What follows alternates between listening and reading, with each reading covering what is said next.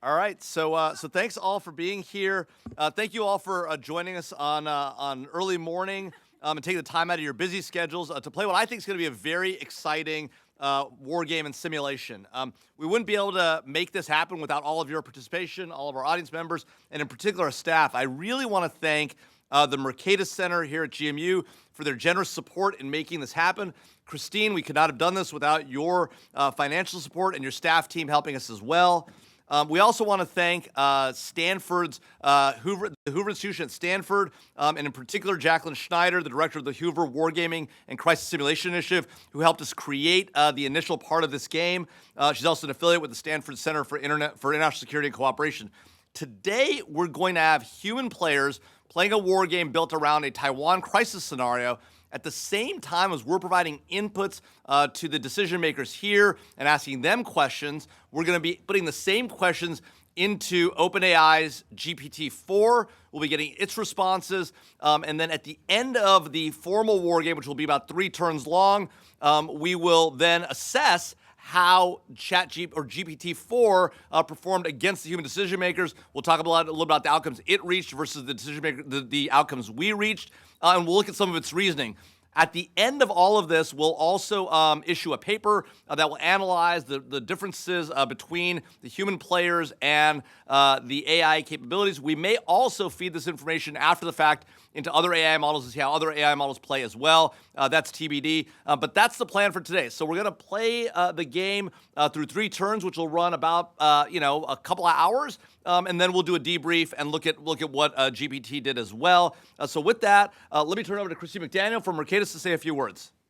Thank you, Jamil, and thank you so much, all of you, for coming out this morning. My name is Christine McDaniel. I'm with the Mercatus Center at George Mason University.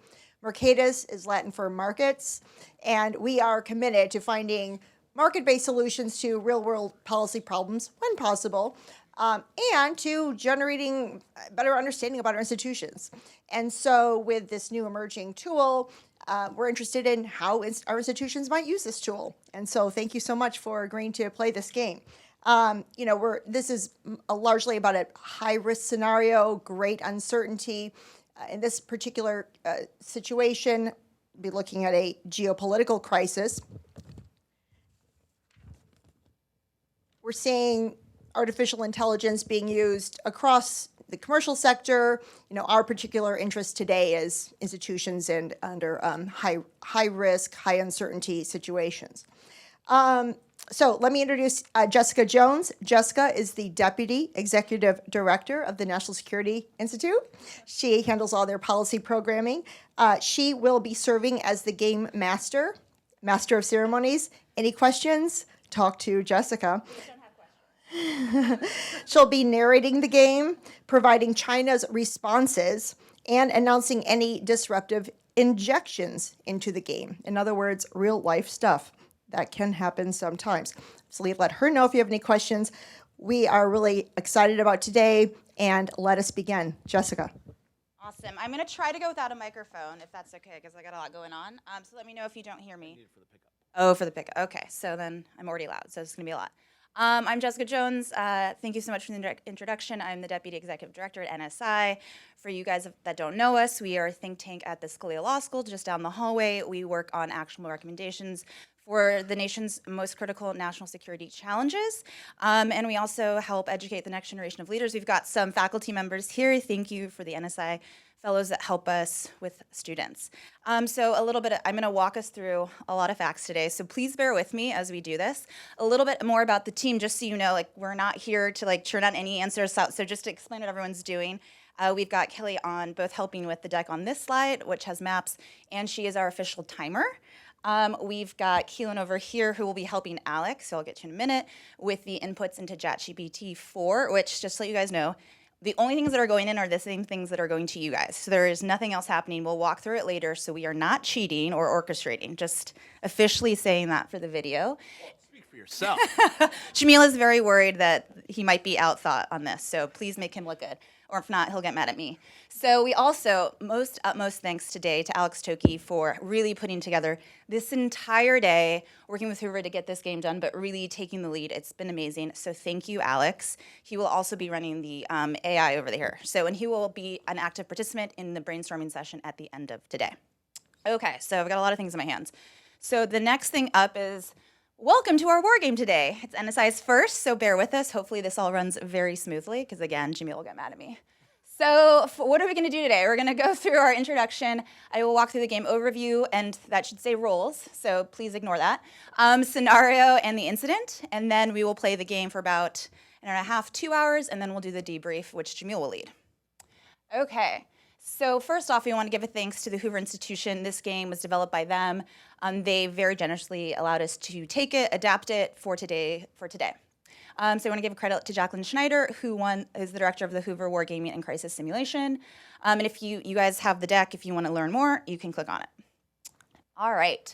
So the goal, as Jamil pointed out, is analyzing and comparing the decision-making of our human-run NSI NSC, who we'll walk through shortly, and that of the AI NSC. So 2 simulations will be occurring simultaneously. You guys won't know what's going on over here until the end of the game, so you have no idea how this crisis plays out.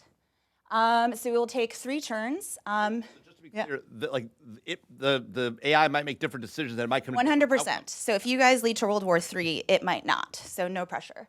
Okay. Global thermonuclear. That is, I'm very worried with him as our deputy NSA that's what we're getting to, so please keep him in check. Okay, code of conduct, which, since I know you guys, I shouldn't have to run through this because I know you guys are already going to do this, but please, war games can be tense, especially with someone who wants to lead to nuclear war. But we expect everyone to behave professionally, Jamil, respectfully of everyone else, respect for privacy, respect for the game. Please, at the end, respect the structure and rules and the facts that unwind, even if the facts seem counterintuitive or unrealistic at times. Confine yourselves. All right. So, for our participants, our National Security Council is made up of 9 deputy cabinet officials who advise the president. Just assume that decisions you make, the president is going to accept. You can draw upon the full diplomatic, economic, financial, military, informational, intelligence capabilities of the U.S., everything. And everything that's in this deck is in your binders, and we will give you any new facts. Don't make up any of your own. Okay, so who do we have in the center of the room? As our scary enough chair, our deputy NSA is Jamil Jaffer.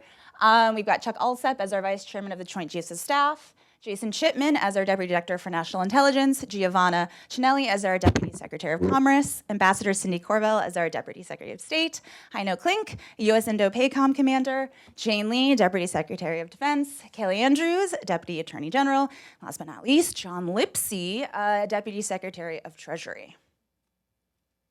All right, so I guess I don't really have to introduce them. Our AI National Security Council is ChatGPT-4. It will assume all of your roles. So it's not just the deputy NSA, it is all of you individually.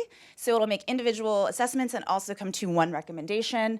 Again, all of the prompts that you guys are gonna answer, because there's gonna be a few inputs which you guys are gonna do on your phone or laptop, it will also answer. Okay. So let's go through the scenario. Again, there's a lot of facts, but I'm gonna read them just for the benefit of everybody. The war game takes place in 2026.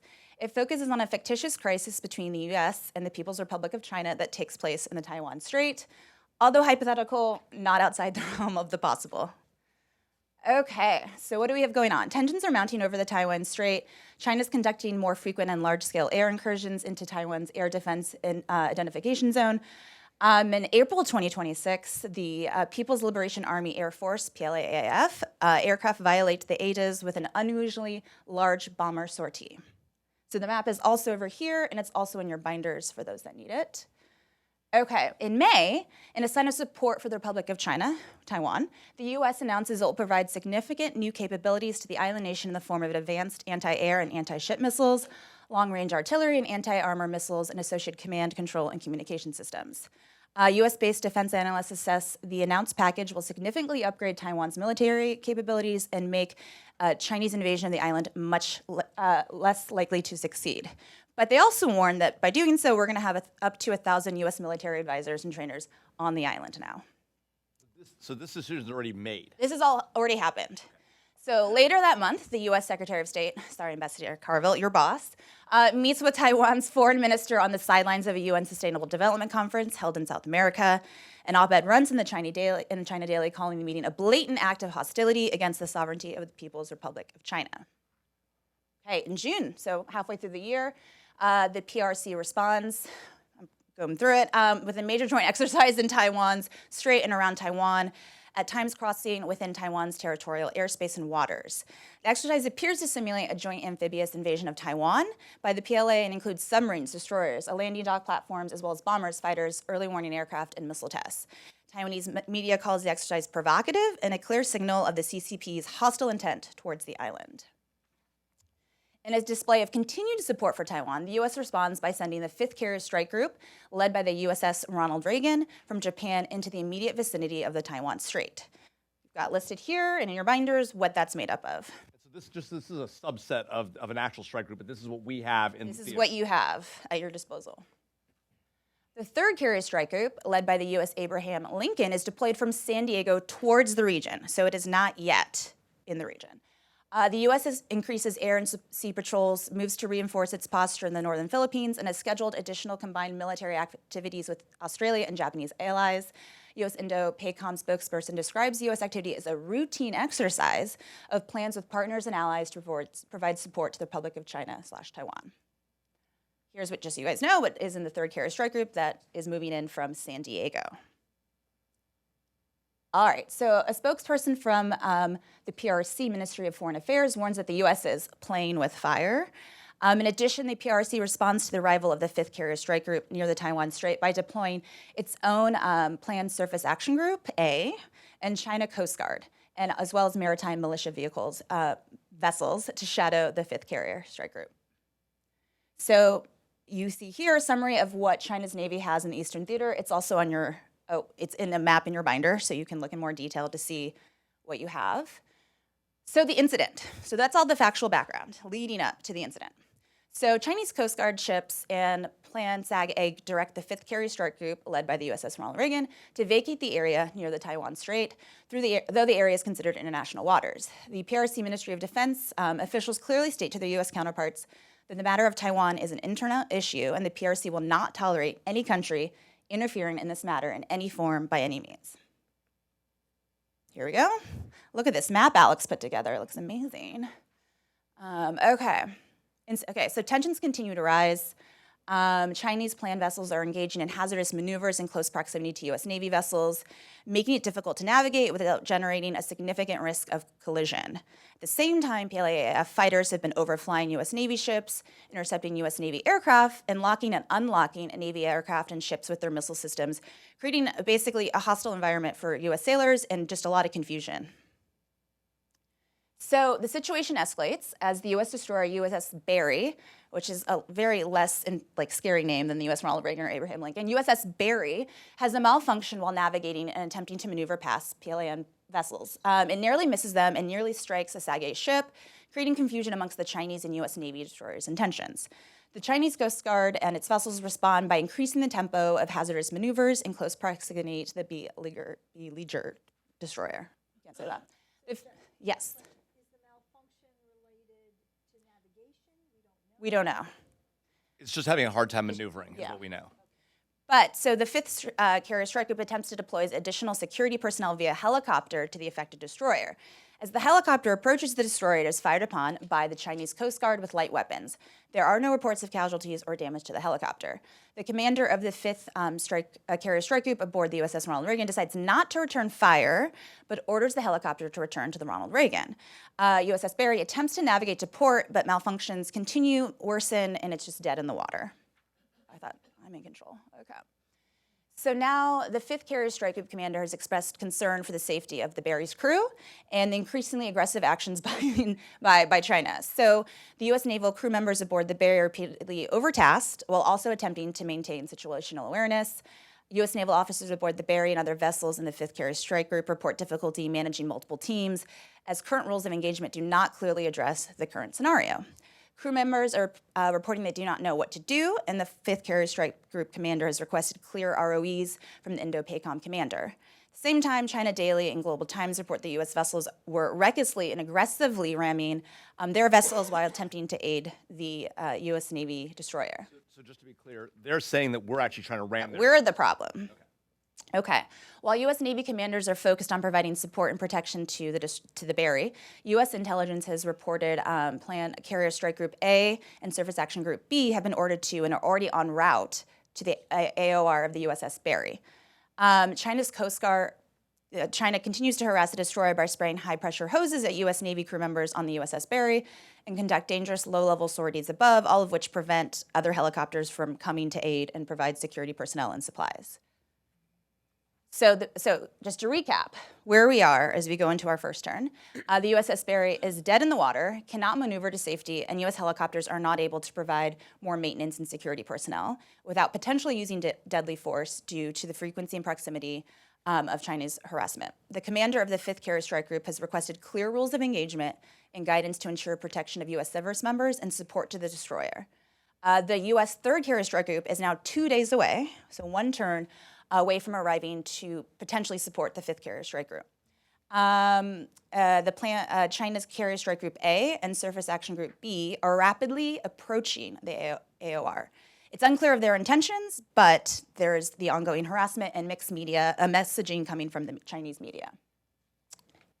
Okay, we've got China's Surface Group A is on the scene, and we've gone. So this is just a recap, so you can see what is available to you in the future turns. So again, it's in your deck. It's a further recap. Everything that's in here is in your binders. Okay, again. So it's on page 27 is where we are in the binders. If you're looking at what our current forces are in the. Thank you. So we don't know their intentions. Does this mean our intelligence is blind? We're not doing any listening?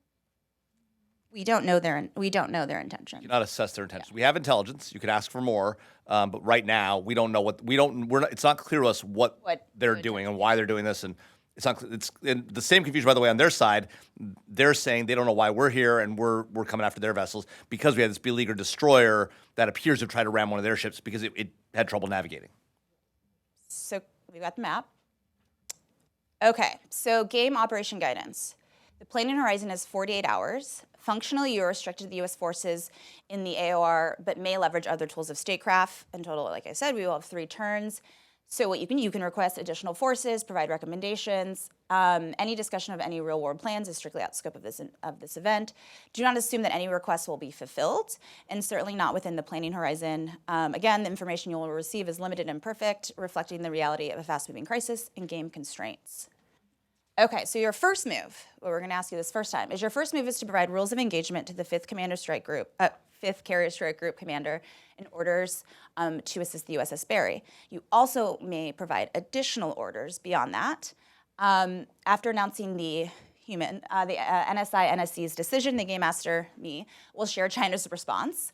And then we will continue. You'll then have a second turn, China will respond, and then a third turn. And hopefully the world still exists at the end. You must provide an answer. If you guys fail to come to an answer, Jamil gets to pick, as the deputy NSA, what his recommendation is. So please advise strongly and come to a consensus. Okay, so this is a little different because, as you guys know, we're trying to assess your decision-making with ChatGPT 4. So in addition to just coming to one answer, one recommendation, we will tell you, but there will be intimate pauses for you to also assess your individual thoughts and advice so that we can also track how your decision-making may change with deliberation. And we can also see individually what you think and individually what ChatGPT 4 thinks. So there's a lot more. Thank you for using your Wi-Fi. You will be inputting a lot of asks. Okay. Just to be clear, so what'll happen is at the beginning of the turn. Okay. Yes, we'll get there. We'll get there. I will not lead you astray. Okay. So we'll just go and we'll give you time as we do it. So you are our official timer. Okay. Let's do turn 1. Okay. So turn 1, you guys should have in your deck. If you go to this deck and you turn past this slide, you should have a QR code. And so you will have 2 minutes to come up with your individual. So scan the QR code on your phones. Or your iPad or what have you. Is this the same thing you emailed us? Yes, we also emailed you. So if you'd rather do it on your laptop, you can do that too. You emailed them yesterday? 9 a.m. So it would be fresh in your inbox. Okay, so you have 2 minutes, but I will make sure you all you can get it first before the 2 minutes starts.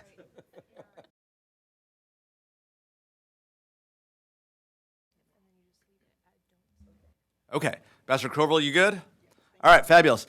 So I'm going to call to order this meeting of the National Security Council Deputies Committee. As No, you you all, guys have 30 minutes, just so you guys know. This turn. For this turn. You all will call time. Yes. Okay.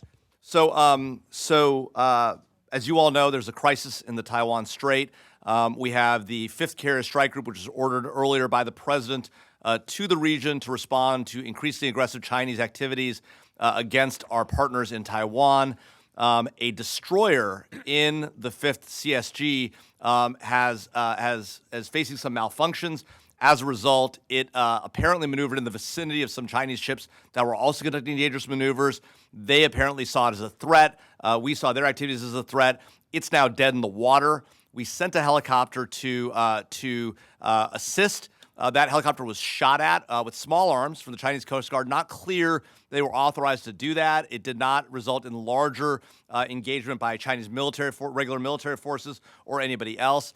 The commander on scene decided not to return fire, and yet he's concerned. He ordered the helicopter back, and now the PLA, aware that the carriers, that the destroyers at least not moving. They're not. It's not clear they know why it's not moving. We know that it's been disabled.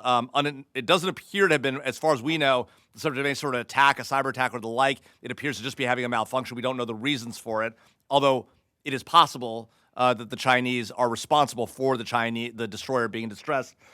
As a result, they've now been harassing the destroyer. They've been using high-powered water cannons to shoot water at it, harassing the sailors aboard. We haven't been able to get anything else close to that ship because their aircraft and helicopters have also been flying close in sorties. Things are concerning, and our on-scene commander is concerned. He feels the current rules of engagement do not address the situation.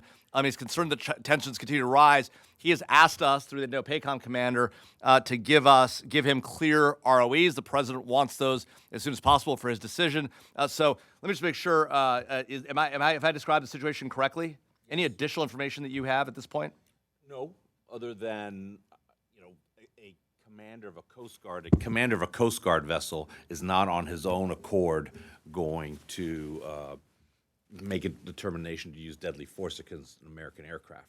So if there are personnel on a Chinese Coast Guard vessel that are going to open fire, that means they have authorization from their chain of command to do so. So it's your assessment that the small arms fire that we saw coming off the Chinese Coast Guard vessels is a national level decision by China to use some amount of force against the American helicopter in the area, and it wasn't sort of people being idiots. Correct. Okay. All right. Secretary Lee, talk to us about how you see the situation on the ground, and sort of these are your forces, obviously, in theater. How do we? What in your mind? What are the first things we should do? How should we think about rules of engagement when it comes to the current situation? Yeah, absolutely, these actions taken by the PLAN are provocative. That said, for the past several decades, China has been testing the boundaries in that gray zone between war and peace. My questions are, is this different? Why is this singular? Because there have been past instances where they've actually crossed the median line.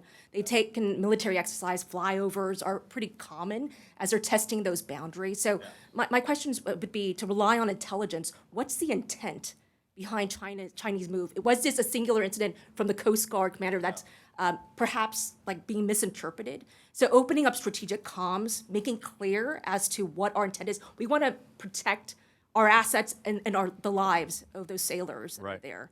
And so making clear on strategic comms, opening up those lines of diplomatic communications, I think is really important. So let's talk about, we should talk about diplomacy, but let's talk about what we know on the intel front. I mean, is there anything new? Do we know why the Chinese are getting so aggressive? I mean, as far as I know, it's true they've crossed the center line a number of times. This is the first time in a long time we deployed a carrier strike group to the region, so they may say it's provocative. In addition to our 1,000, American forces on site, we've obviously amped up our support of Taiwan, as we should. They're a partner. We've long had that relationship. Do the Chinese think that we're changing our intentions, and as a result, are they changing their intentions? Why is it, if Commander Klink is right, why are they shooting at? Do we know why they're shooting at an American helicopter? What does the intel tell us? I don't know that we know. Well, first, we don't know. We don't. What do we pay you people for? We don't know the answer to that. But I do wonder if Commander Klink. I think Commander Klink might be right, but I don't know that the purposefulness of the Coast Guard action suggests an intent to use actual deadly force. Meaning what? It might be, and it's speculative, but it might be that the Chinese have approval at highest levels for a harassment campaign. That is what they've been doing. Yeah. To take aggressive action, to push the boundaries, to your point. But Coast Guard officials know that small arms fire against an armored helicopter is not going to bring it down, Yeah, not it's going to kill It's anyone. not an armored, the helicopters aren't armored. Well, nevertheless, they didn't harm the helicopter. They didn't kill anybody. If they had wanted to take the helicopter down, presumably they could have. If they had wanted to kill someone, presumably they could have. So Which your makes assessment me is this might be wonder- part of a harassment campaign, It might be part of a harassment campaign. and they may have just gone a little too far. They might have gone a little too far. It wouldn't be the first time that sailors Well, we push need the to boundaries we a need to bit, because understand as- how the Chinese system works. Okay, and the Chinese system, again, individual ship commanders do not have the authority, nor do they exercise the initiative to use deadly force against foreign aircraft. It has to be authorized. It wasn't the plan, right? It wasn't the Navy. Well, it the was Coast Guard reserve. is. I mean, again, the Coast Guard, rule. First of all, the Coast Guard is subordinate to the Central Military Commission as well. So all that being said, again, this is at a minimum an escalation of quote unquote harassment that has been going on for quite some time. But again, I would underscore using deadly force, even if it wasn't successful, is significant. And I also need to reiterate, of course, I'm sure everybody at the table knows this, but our forces inherently have the right of self-defense. I mean, should we think about this, though? I mean, is the right way to think about this a use of deadly force against the helicopter? I mean, this is, small arms fire, AKs, whatever. I mean, the Chinese version of the AR. I mean, they didn't fire a missile. They didn't, I mean, I want to step cautiously here. I mean, is this the use of deadly force against an American vehicle? I mentioned in the AG's view of this, in the Justice Department's view. I mean, have they crossed the line into a use of force that would provide us a right of self-defense under domestic or international law? Like, what do we think here? So I think yes. I think it is potentially deadly force under the law. But I think that we need to think about a couple of other. So we have a right of self-defense here. If we fired back and took out this Chinese Coast Guard ship, that is within the realm of appropriate. I think it would be. I think we have to think about proportionality in terms of our response. But we do have. We certainly have the right to self-defense in this situation. The question is what's a proportional response to it? And so that's what it, I think, comes down to. But to the point of sort of this idea of what are the rules of engagement, what would we recommend? I mean, I think to the point of getting more intelligence, which I know Secretary Lee brought up, and also I think engaging on a diplomatic level with those channels to try to find out more and explain that we want to protect. Right now we need to go in and protect. So let's talk about that. So Deputy Secretary of State Corville, Ambassador Corville, talk to us about how we should think about what are you hearing on the diplomatic side? How are the Chinese viewing this? And is there room for us to have a conversation about, look, let's calm these tensions down. Let's at least get support to that destroyer that's not moving. Will they listen if we tell them that destroyer's dead in the water, don't harass it, we need to get to it, you need to give us access to it, and we need to at least get those sailors safe? Is that an option, or where are we? I think it's an option, but it will take time. Our ambassador has already been dispatched to the foreign ministry. Yeah. So they are in dialogue there. Most certainly, we have a scheduled call between the two ministries of state. So Secretary of State has a call coming up later today. So important that the diplomatic has to be the lead. We understand the concerns of DOD, and we appreciate that. The intelligence has to be upped on the U.S. side. It is not acceptable at this time that we can't go back and look at our previous scenarios to say what are the options there. One of the things that's important is, as well as our allies in the region, to have their support. We've also advised our ambassador to the UN to raise this issue up before, in quiet conversation, not to bring to the floor yet. Yeah. So these are the most important things. At some point, but not yet, we would request of White House to have a call directly with Xi Jinping. But until we have enough information and facts, Yeah. and even though we recognize the threat that has taken place as a real threat, we don't want to escalate. Remember that we recognize one China. So unless That might be its own separate problem. yes, well, yes, I'm saying that. The fact is, we still have that policy. Until we change that policy, even though we are crossing lines by saying we will support Taiwan, it is in our national security interest. But we have not yet made that decision that Taiwan should be an independent state. That will probably, by the Chinese, look like an act of war in itself. So we're dancing a very, intricate tango right now. Well, so before we get to ROE, let's see if we have consensus on a couple of things. It sounds like we need better intelligence on the Chinese plans and intentions. It sounds like on the diplomatic front, we need to understand how they see what's happening and whether they will give us access to our destroyer. It sounds like also we have a right of self-defense, but at the UN, do we need to go to the UN for anything? Does the Security Council need to act or can we act in self-defense without the UN doing anything? I would recommend that we I think we can act accordingly. I would not necessarily. We don't need to go to the UN. And anyways, the Chinese would veto. But I think we need the political top cover. We don't need them to do anything. But from a diplomatic side, to have our other allies saying we recognize the threat, that is your cover. Not that we're going to listen to the UN what to do, but if we can, and I think with defense, we could probably work that out. DepSec Lee and then DepSec Chinelli. And then I do want to talk to the Chairman of Joint Chiefs, but yeah. I echo the Secretary's voice here. I think we need to make sure that we couch this as an adherence to international law. This is a freedom of navigation operation. This is routine. This is just protecting the rule of the sea, and the law of the sea. And so I think We haven't that, ratified.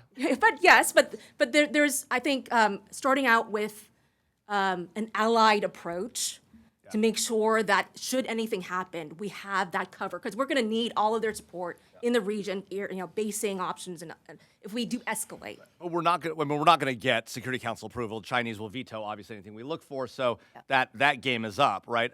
DepSec Chinelli? Yeah, I understand that they want rules of engagement, but I think we also need to consider some messaging here. So from the Commerce Department side, I think we need to be looking at our remote sensing assets and start to up the game on some of the remote sensing that we're doing, using the commercial activities that we have, use a little bit of Title III and Title I out of the Defense Production Act to bring in a bit of deputization to get some closer remote sensing So we want a better view of the situation. a better view of the situation, on the independent of whatever we can get. The second thing is, I think it would be worth it to consider designating on the commerce, under the Export Administration regulations, designating some parties out of China on the entity list, taking a messaging approach using some of the non-kinetic activities to begin to recalibrate. Because right now, Deputy National Security Advisor, the Chinese are driving the entire dialogue. They have been putting out press releases. I don't see anything and have not heard from anyone that we've had our own press statements. I don't think DOD's made an announcement. I haven't seen anything in any of the major news outlets. Clearly going to have to do something on the press front. I mean, the American Exactly. people need to know this is going on and need to understand if we're needing action. Exactly. But I think when those statements are made, it would be helpful for the president to consider that we need to be doing it on proactively, not standing on our back foot. So I think we do need to look at, along with multilateral engagement. Economic measures you're talking Some about. economic measures, but firm and right now. Yeah. Because we do have experience. We have the P3 Orion situation where we were in a similar situation, and what our destroyer has as capabilities is far outstrips what the P3 has, and just speaking candidly, I don't think there's enough hammers on the destroyer to start to destroy the equipment. Just to be clear, you're talking about the thing that happened in the 90s where they forced one of our spy planes down. Right. We don't call them spy. EP3 2001, right. And we were in a similar situation. We were in Hainan Island. lawful space, we were maneuvering appropriately, and there was a disagreement on what happened, but they held our And ultimately, they didn't give us the asset back. They gave us our airmen and women back, but we did not get the asset back, and they Did get the aircraft back. Eventually. Pieces, and we put it back together, and it flies. Right, there you go. There you go. They took all the intelligence capabilities off and understand what we have on there. Right, exactly. Yeah, I won't comment on that part, but the aircraft We got the returned to airframe service. back as well. The- and returned to the- service. yes. Wonderful. I would just say, I don't think we're ready. I'm not sure if you were suggesting this. I don't think we're ready yet to impose any economic measures like export control restrictions. But I think starting. Why not? Because I think we have We're at a the lot of 15-minute mark. You're we halfway have through. some diplomacy to work through to understand their intentions, understand where we're going to have access. I mean, they're to the- shooting at an American destroyer. We can't impose sanctions, some sort of penalty on them now for No, shooting I a would, helicopter, I should say. I respectfully say, I agree with you here. Those are actions we should have prepared to take. And so in this meeting, we should have that if in the first response, the Chinese don't respond accordingly the way we'd like. So it should be a 1, 2, 3 tiered. And the messaging, hopefully this meeting, we can come up with some language that will across the interagency be used so that not one agency is putting out one message. Right. So I Oh, think this absolutely. meeting is critical. And then those are what we have in the toolbox. So But I think the Secretary General feels differently. Well, the reason is as I understand, we have 48 hours where we have to Return. produce. So we have 3 turns. Right, 48 right. hours But each. for this one, we need rules of engagement, as I understand, unless I'm misunderstanding what the president is looking for. So when rules of engagement, we do have those on the ground to help our forces Yes. decide what to do. But at the same time, as in 48 hours, coming out with a statement or preparing things, I definitely agree we should be prepared to have a multi-tiered response. But I do think it is important to have an assertive action taken. So it isn't just words, because we're a little bit naive, candidly, to think we don't know the China's intentions. Don't we want, So just to be clear, though, I want to make sure I understand your position and Congress' position. It's Congress' position that we should today, as a matter of decision-making, provide ROEs to our forces on the ground, but also impose some costs on China, non-military at least, Right. economic, in the first instance, even as diplomacy proceeds. It seems like Treasury is not on board with that at this time. I don't think we're ready yet. Right, That doesn't surprise you, state's not on board. I mean, I get that, right? You yeah. know, I think I think the more immediate concern is the safety of the crew on the ship. But we can do access both, to the ship. right? We can do Well, both. I think it'll. But one I think might that be will not- I think imposing consequences right now will slow down and complicate and But they've frustrate. shot at our helicopter. on that point, I just want to pause on one thing. I do think and I don't disagree at all that we have a right of self-defense. We can engage. No doubt they use, a bullet is deadly force, and nobody disputes There's that. not a bullet on the ground shot at some human being. I mean, these are Fair enough. shots in the air. Fair enough. But I do think we haven't grappled with the sequence of events here. Our ship, this is a military force that's capable of extraordinary paranoia, and we've seen that over time. Our ship nearly rammed their ship. We've been told, and our intelligence suggests, that they are struggling to understand our intentions. They might not believe that our ship is dead in the water. They think we rammed and we nearly missed one of their strike force ships. Just barely, it says. be fair, they started- And then they fired on our ship with small arms fire, on our helicopter. Fired at a helicopter, so I don't particularly connect the dots the same way you do, in that if, presuming the Chinese think that we intentionally tried to ram one of their ships, how that justifies shooting at one of our helos. But it would be It would not be proportional, absolutely not. Using deadly force is not proportional to trying to ram a ship. And if anybody knows anything about ramming ships, it's the Chinese, because they have done it routinely, not just against. ramming a ship would be deadly. So, Vice Chairman, also. Sure, yeah. Yeah. A couple of observations. Easy to blame the intel community for not giving us more information right now, but there's probably some stuff out there that probably already gives us some idea of intentions. One would be, and this could be turned into information requirements that we give to you, along with something else, and that is,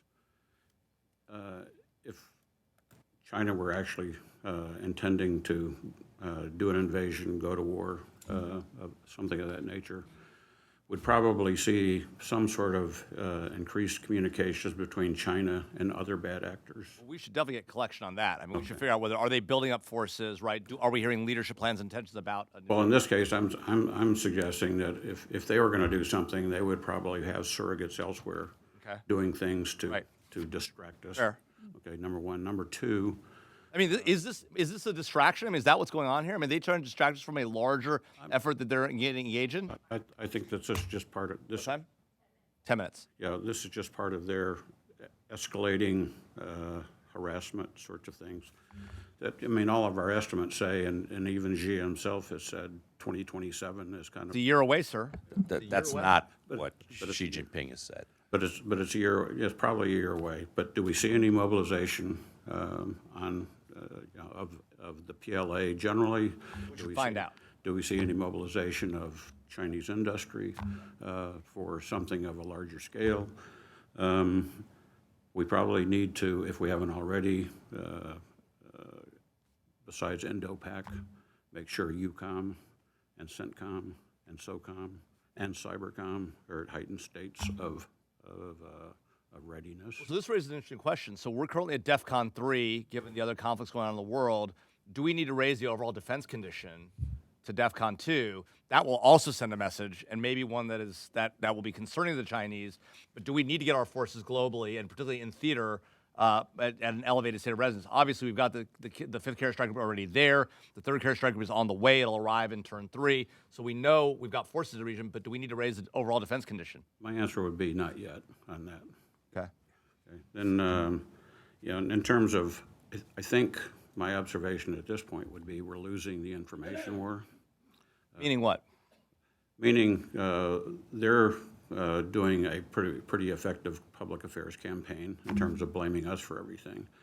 I think one of the strategies at this point would be to do something, an NSC press conference or a joint state DOD press conference where you do something declaring to China that this ship is a ship in distress in international waters, and that we are invoking rules of the sea, the rules of the sea, and we are going to move our ships in to aid this ship. So, okay, so let's be clear. So let's talk about the situation on the ground. Since we've got a few minutes left to decide, with respect to the ship there in the beleaguered ship in the water, the USS Barry, we should both publicly and privately say to the Chinese, right, we have to have access to it, right? We will not accept a situation where we do not have access. You need to move your ships away from it, stop harassing it. It is dead in the water. We are going to go get that ship and their sailors, correct? And in conjunction with a statement on international media of that's what we're going to do. And let me ask you this: should our rules of engagement, if we go in to assist that ship and we are fired upon again, what are our rules of engagement to forces on the ground, the on-scene commander? Can he respond with force and with deadly force? And if so, can he sink a ship if necessary, a Chinese ship if necessary to access the destroyer? I think at this point we can't be any more clear than proportionate response. Yeah. Okay. Well, but that's imminent danger and proportionate response. Well, but hold on. But that's an act of war, and you do not want to cross that line. So proportionate response, and I will defer to the defense on this, but I think the messaging out of state and defense, a joint message or even separate message, but having the same wording so that we But are fundamentally, though, you cannot take away the right of self-defense from U.S. forces. Well, so this is fundamentally right. So this is the question. I mean, from the Department of Defense's view, do you want your on-scene? I mean, we have to give him a clear rule, right? It can't be proportionate and leave it to his discretion whether he can sink a ship. Are we going to authorize the use of deadly force against Chinese vessels? And if so, are we going to authorize him to go as far as sinking a Chinese ship if it prevents him from accessing that destroyer?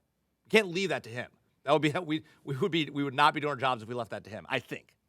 I don't think the president's going to want to know: are we authorizing this commander to sink a ship or not? So if small arms are used, okay, the on-scene commander can use other types of systems. It can be, you don't have to go from somebody taking, pot shots to automatically sinking a vessel. Right. But you should be able, the commander should be able to determine what he or she is allowed to do. You cannot bind their hands and call back to Washington or to Honolulu. We can tell them, So, we could give them guidance of proportion. And our commanders know proportionality. that. Our commanders know that. So But Significant disablement, a coordinated strike involving their networks, so you're doing some cyber, you're doing some the on-scene disablement commander can't order activities. that, right? So we'd have to. they're not going to have cyber capability. No, but there's, I mean, that's again, there part are of the things coordinated- that can be done. Right. I mean, again, I think fundamentally we have to underscore the right of self-defense, and we should cannot walk So should away we from conduct? that. Should we ask Cyber Command to conduct operations against the Chinese vessels now to disable them from and allow us access to the destroyer? I think as the rules of engagement, they should be prepared to have that tool available to the on-site commander to use it for disablement in this. This is your. No preemptive action taken, but I absolutely agree with the Indo-PACOM commander that the right for self-defense. I think, though, diplomacy absolutely is a parallel path. I think we should be prepared, though, for day one to be mobilized for whatever action is, and that takes time, right? And so I think it needs to be, through our allied response. I think in an earlier slide mentioned that we were preparing to work with Australia and some of our other international partners for military exercises. I think deterrence has to be a key part of the diplomacy as well. So to be clear. What's our priority at this moment? Yeah, what what is our goal? Our goal is, it seems, I think, are de-escalate. de-escalate Keep status quo. and protect the Berry and our sailors on the scene. And get Those are the access to goals, that and so we should be Well, and everything we do. access to the ship. That's what I'm saying. Protect the Berry, access to the ship. Everything we do should be aimed at And I- success. I think that for we those should goals. show a demonstration that there's a price to escalation here. So to be clear, if our goal is to protect the Berry and to de-escalate, right? De-escalation is going to, I think, have two components, right? One, make clear that we don't want a war, we don't want to fight, and yet we're not going to not allow access to the Berry. And so if they won't allow us access to the Berry, we're prepared for a fight. We're prepared to disable their vessels in order to get to the Berry if we need to. Is that our position? Mobilized our forces there with our allies and our international. Even though the UN doesn't have the power, but it is the optics of it and saying that we support what's going on and we move for a de-escalation. So I'm interested. So if we bring the Security Council, though, we're not going to. I'm not saying. I see. You're not going all the way to this. We're going to talk with our allies in the UN. You got 54 or 55 votes with the Africans. If you are mobilizing that, you will mobilize the bigger. I'm not going there. So you need to let your allies in other areas know what's going on. So in each of one of our missions, the same talking points are going to go out so that they are brought into the loop. So if we have to get to a vote, the optics, and you want to win the PR campaign too. So I think there are immediate consequences if not allowed access to the Yeah, so Berry, what- but what then, are the- what are well, those I mean, consequences? well, if that, they- well, we're not allowed access that to we the Berry, will, what are we willing to do? well, that we, Are we that gonna we, prevent? that we will use force if necessary to access it. Are we But gonna make then, that clear? And but should then we do also that? that we have allies aligned, that we're gonna use, there will be economic consequences. Yes. there So as will a, be- as a general principle, right now, the Chinese have the initiative, okay? Right. Our objective needs to be how do we To take back. Take the, maintain the initiative? Okay. How we do- have how to do take we- back the initiative. How do we make this? And we have to consider, on the commercial side, this going on is creating impediments to the normal commercial traffic that is essential in that area and giving us access to things. If this disruption is not handled quickly, So I want to make sure. So I want to make sure we have consensus. So it sounds like around the table, and I want to make sure there's no objections to this. We're the ROE we're going to provide the on-scene commander is you, and we're going to say this publicly as well, right? That we're demanding access to the Berry. We're demanding their ships move away from it and stop harassing it. We're going to go get that ship and its sailors, and we will use force if necessary to do that. We'll also impose economic consequences if necessary. At the same time, we're gonna engage diplomatically with the Chinese and at the UN, and I want to make sure the Justice Department is. That language well, because, if you say we're coming in, the John Wayne language is not going to work. So Well, I mean, we have can to say defer, the same right? thing, but we do need to say it more But it diplomatically. needs to be clear. What You do we can need to still be? be Because I'm not sure we do. But we have international law here, which is. Yeah, the ship is in international waters. We are going to That's the language. assist an American ship in distress. Yeah. Yes. Period. Full stop. Period. But should we be clear that we will use That force is if clear. necessary? Yes. In diplomatic language, and I'll go with defense, that is clear. Then if you're being John Wayne with it, then we are the aggressors and the active. We are trying to take back the initiative, right? You can take back the initiative, but we need to have. You're saying we should not use the word force if necessary. We are implying force by using the law of the seas, that we And have the and right we're to giving the defend. commander rules of engagement. Exactly. On that front. So while we get it up, I'll read to you what happens, and then you will be able to read it yourself. Okay. The plans Carrier Strike Group A and Surface Action Group B arrive in the AOR, but do not engage U.S. naval forces. They position themselves to deliberately block trade routes that supply Tokyo and the Philippines, however. Chinese... They're blocking trade routes? Yes, they're blocking trade routes. The Chinese vessels they continue their harassment of the USS Barry, but they do not inhibit assistance to the USS Barry. So Let me continue.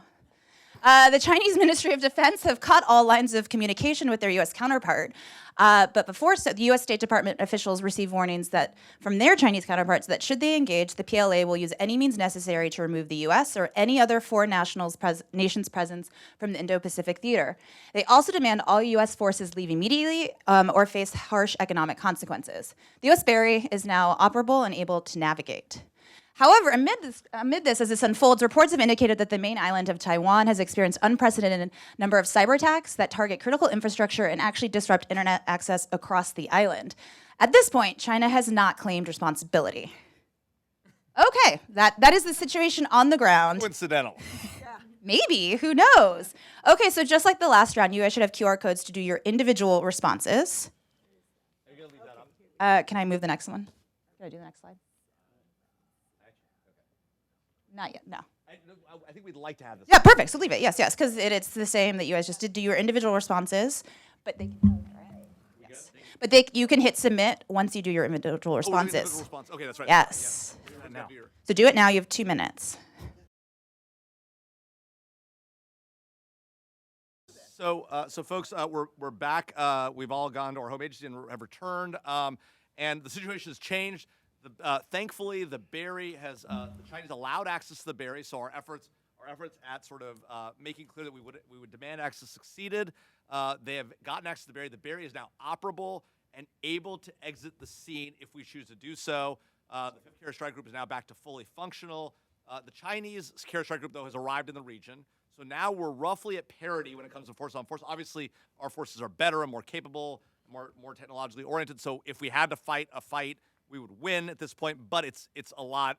The forces in the region are a lot heavier, and the Chinese have now cut off communications with us. But they made clear through State Department, the military forces have cut off communications. Their foreign ministry has made clear, though, that we are expected to vacate the region immediately. They will not accept foreign forces in the region, including in the Straits, which, of course, as we know, are international waters. Yes, Deputy Attorney General. So we have to decide what to do. We have to recommend to the president our next course of action. And I think the primary course of action we have to decide on is, do we stay, right? The 3rd Carrier Strike Group will enter the region within 48 hours, so we will then have a additional force-on-force advantage. But, of course, China has a lot of forces nearby. They can get forces to the region very quickly. So this isn't – I think we're all trying to avoid an actual shooting war at this point. But in addition, it's worth noting that our partners in Taiwan have faced a significant cyber attack or a cyber incident. We don't know if it was an attack, but I think it's fairly clear given the context. It's hard to imagine this is anything other than a Chinese attack on the Taiwanese infrastructure. We don't know that for sure. I should be clear, although I think we need to know from DNI whether we know more there. I think the primary thing we need to decide is, A, how do we respond, if at all, to the Chinese attack on what we believe is a Chinese attack on Taiwan? How does Taiwan respond? Are we going to support that effort? But more importantly, we now have a very clear demand from the Chinese to exit the region. We have a fully functional carrier strike group that's active in the region that could exit if it needed to, and a second strike group on the way that will only serve to raise raise tensions, presumably, right? They've got their carrier strike group there as well. So, thoughts? Jamil, don't forget they blockaded Oh, right, thank you, Tokyo yes. and Manila, Oh, yeah, that's right. taken So a our allies. direct commercial action that is preventing trade Great from point. Okay, happening. thank you. But let's also remember what the word blockade means. So blockade is an act of war. I don't think this is a blockade. Blocking block trade trade- and blockade, but a blockade means something very, very specific. So the Taiwan Straits are a choke point, right, for a tremendous amount of commercial trade. They're seeking to prevent access to it by asking us to exit the region, and by constraining trade. From what we know now, unless we know something on the intelligence front or the diplomatic front, they're not seeking to engage in an act of war, but they understand this is a significant escalation economically. Right? Yeah, they're cutting their own throat by doing that as well, by the way. Because they get a tremendous amount of imports as well. Well, and exports. We have to remember. I mean, I'm out of my lane now. So, but again, my main point is let's be careful of the words that we use. Right. Blockade means something very, very specific. Yeah. Question, though, for intelligence, like the intent of his cyber attack. Do we know whether there's an intent here to disrupt the kill chain? Because we rely on Taiwan for sensor network. I mean, especially if we move up in the kinetic chain, but we're going to have that open communications with Taiwan. So, is there any indication that this is they're trying to distract, and there's some other underlying tension here or mobilization that we're not catching? Yeah, that this is a distraction for something. A larger mission. Escalate. I'm not allowed to make things up, right? No. No, we don't know. We don't know the Why answer does to that that. seem to always be the answer for people? I don't No, I'm just set up for this. We're working very hard. We have assets that are focused on this. All of our capabilities are focused on this, Intel, but give we us don't. a scenario. We don't have answers. Could you at least give us a scenario, Intel? I know that you cannot, in your lane, give us advice, but could you give us your top 3 scenarios, the best case, middle, and worst case scenarios of what this is, and then we can make our decisions from there. And then Yeah, so fair enough. So, best case, the cyber attack is part of a larger exercise. That's just it. It's just an exercise, and it will. But they took stuff out. I mean, like exercise. What? I mean, like an exercise is we're going to show that we can do it, not actually do it. They did it here. So I don't buy this exercise. could we Fair let enough. Intel brief us first, sir? so Yeah, that we can fair enough. Informed. I mean, I'm just telling you what was reported from the CIA. I'm just doing the best I can. So do better. yeah, He can't answer that question the way you want him to Correct. from Intel. correct. Worst case, it is a first stage of a much larger effort that could include an invasion. So just to be clear, include a Intel's view is it kinetic could be activity. nothing. It could be everything. Correct. Great. Standard. Oh. Can I get some intel that I can share? Can I phone a friend? Yeah. U.S.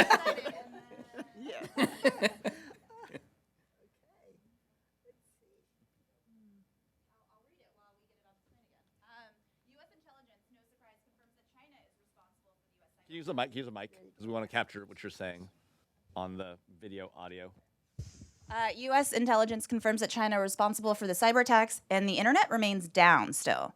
But U.S. Intel has also confirmed that the PLA strategic SF is now jamming GPS and wireless communications at the entry point to the Taiwan Strait. Is that the entire inject? That's the inject. Okay.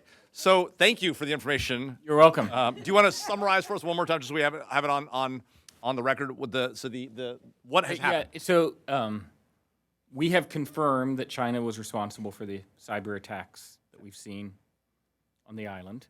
Shocker. And we have learned that the PLA is jamming GPS and wireless systems at the entry point to the Taiwan Strait. Are we able to still get? Can our DoD assets still operate without GPS and the like? We've got workarounds. So first of all, we would not be operating in the Taiwan Strait. Okay, we would not have surface vessels or subsurface vessels in the Taiwan Strait. That doesn't play to our advantages. it's better actually for us to be operating further away from the Chinese mainland and further away from Taiwan. So, the fact that the Chinese are attacking Taiwan with cyber, if we just look at what the Taiwanese report, they have literally, based on Taiwanese open source reporting, tens of thousands of cyber attack daily. So this is not out of the ordinary. So this, without any other types of indications, I don't think necessarily represents an escalation. Now, this point about jamming GPS and wireless communications at, I guess, I'm presuming that's plural entry points to the Taiwan Strait, north and south. That will affect commercial vessels more so than us, absolutely. Although even that, commercial vessels would still be able to operate. Can I ask a question on this escalation point, though? Can we just go back to what happened in the attack? What? Because it does feel like, you're right, they undergo thousands of attacks, but, we use the term cyber attack very loosely, right? In this case, it does seem like, let's see. Our intelligence suggests it's an unprecedented. And it's affecting critical infrastructure and disrupting internet access. So this seems to be an escalation on the cyber front, at least, whether it's material or not. This, but I would say that without any other indications, this does not necessarily portend, an invasion of Taiwan. So with the additional new fact that we have with the jamming of GPS and whatever else at the entrance points to the straits, does that say anything more in your view about whether the Chinese intentions have changed, or is this simply a minor escalation to commercial? It doesn't affect. I don't think this portends, for instance, an invasion of Taiwan. Okay. These two things, by themselves, without other indications, do not indicate an invasion of. We do have other indications, Taiwan. right? We have we do have other indications, right? We have blocking trade routes to critical allies in the first island chain. We also have. Look, just get closer to the mic. We also have the threat of harsh economic consequences if we don't sort of remove from the region. So, By the way, is that all? Is it just economic consequences? It says any means necessary. that's if diplomatic speak. No, that's if there's force used if we engage the PLA. No, it says, should they? Yeah, it says Harsh economic consequences, the last sentence. Right, and So this they're is where I would threatening defer force to if we Treasury use and force, Commerce. but they're saying, absent that they're using economic coercion to try. Well, hold on. Okay, so I'm not sure how to read this. Let's talk about how to read this, because this statement matters a lot, right? So it says we've received warnings, and I'd like, since you guys got I want to know what you think, but it says, should they engage? The PLA will use any means necessary to remove the U.S. or any of the foreign nations' presence from the Indo-Pacific theater. Does that mean, and they've demanded that we leave immediately or face harsh economic consequences? So are they saying that if we engage militarily, they'll exit us completely and use whatever they need to, but with respect to us exiting generally, they'll only use economic consequences? Is that how should I read this? Yes, I think you should read that. So it's a threat. They've posed a threat to us. If you don't do this, we'll take this action. Right. And what is this and that? The counter would be that for Treasury and Commerce to now come on the scene and use those tools, we will respond diplomatically. I think our presence still should be maintained, and I defer to Defense and the commander. I don't think we should retreat, but unless you believe that your presence is going to increase the threat. So I think in the context of the blockade of the blocking of trade routes, I think that is saying that it's not really an economic threat; it's a military threat to engage in a blockade. Well, is it a blockade? Because militarily, they don't. The Paycom commander's point, it's not it doesn't appear to be a blockade. Blocking trade routes that That's not a supply blockade. with important goods. But they're saying so. China quarantine. Remember let's be the clear. missile crisis. Let's be clear. China does not have the ability to we have a much greater capability to harm them through economic warfare than they do us. Okay, so they cannot achieve this objective purely through trying to sanction us or impose trade restrictions on these. Is that true for our allies in the region as well? Well, we're the gorilla in the room. They can't. Well, if we want to engage militarily, but I'm not hearing anybody saying we need to engage militarily right now. So if we're not doing that, But they're speaking to us. They're telling us to leave the region, right? So that they can dominate the region. So them moving assets to restrict trade routes is, I think this is much more them telling us they're going to use military force to impose control, economic control. what does the vice chair think of that? I mean, is that how you read it as well? I mean, it's nice the Treasury thinks that, but what do you think? Well, I think kind of a similar, I think saying it a slightly different way, I think our reaction to that statement would be it's an empty threat. I think our risk assessment would be that that it's a bluff that we would blow right past. Okay, One of the things I would recommend doing, one, let me throw back out a hypothetical. I'm a little bit dated now on some of this stuff, but not as deputy, not as vice chairman, you're not. but where's the threshold for active war in cyber? I don't know, Ms. Deputy Attorney General. Where is the threshold for active war in cyber? That is an open question. Great, but we're here. We're here. So great. I get that OLC hasn't weighed in, but like, where's DOJ on what like? So apparently is this I'm an not act so of war dated against anymore. Taiwan or not? You are exactly. Is there an act of war against Taiwan or not? I And if it is, what does the Taiwan Relations Act allow us or require us to do? I think this is potentially an act of war. Potentially, yes or no? Well, I would say yes.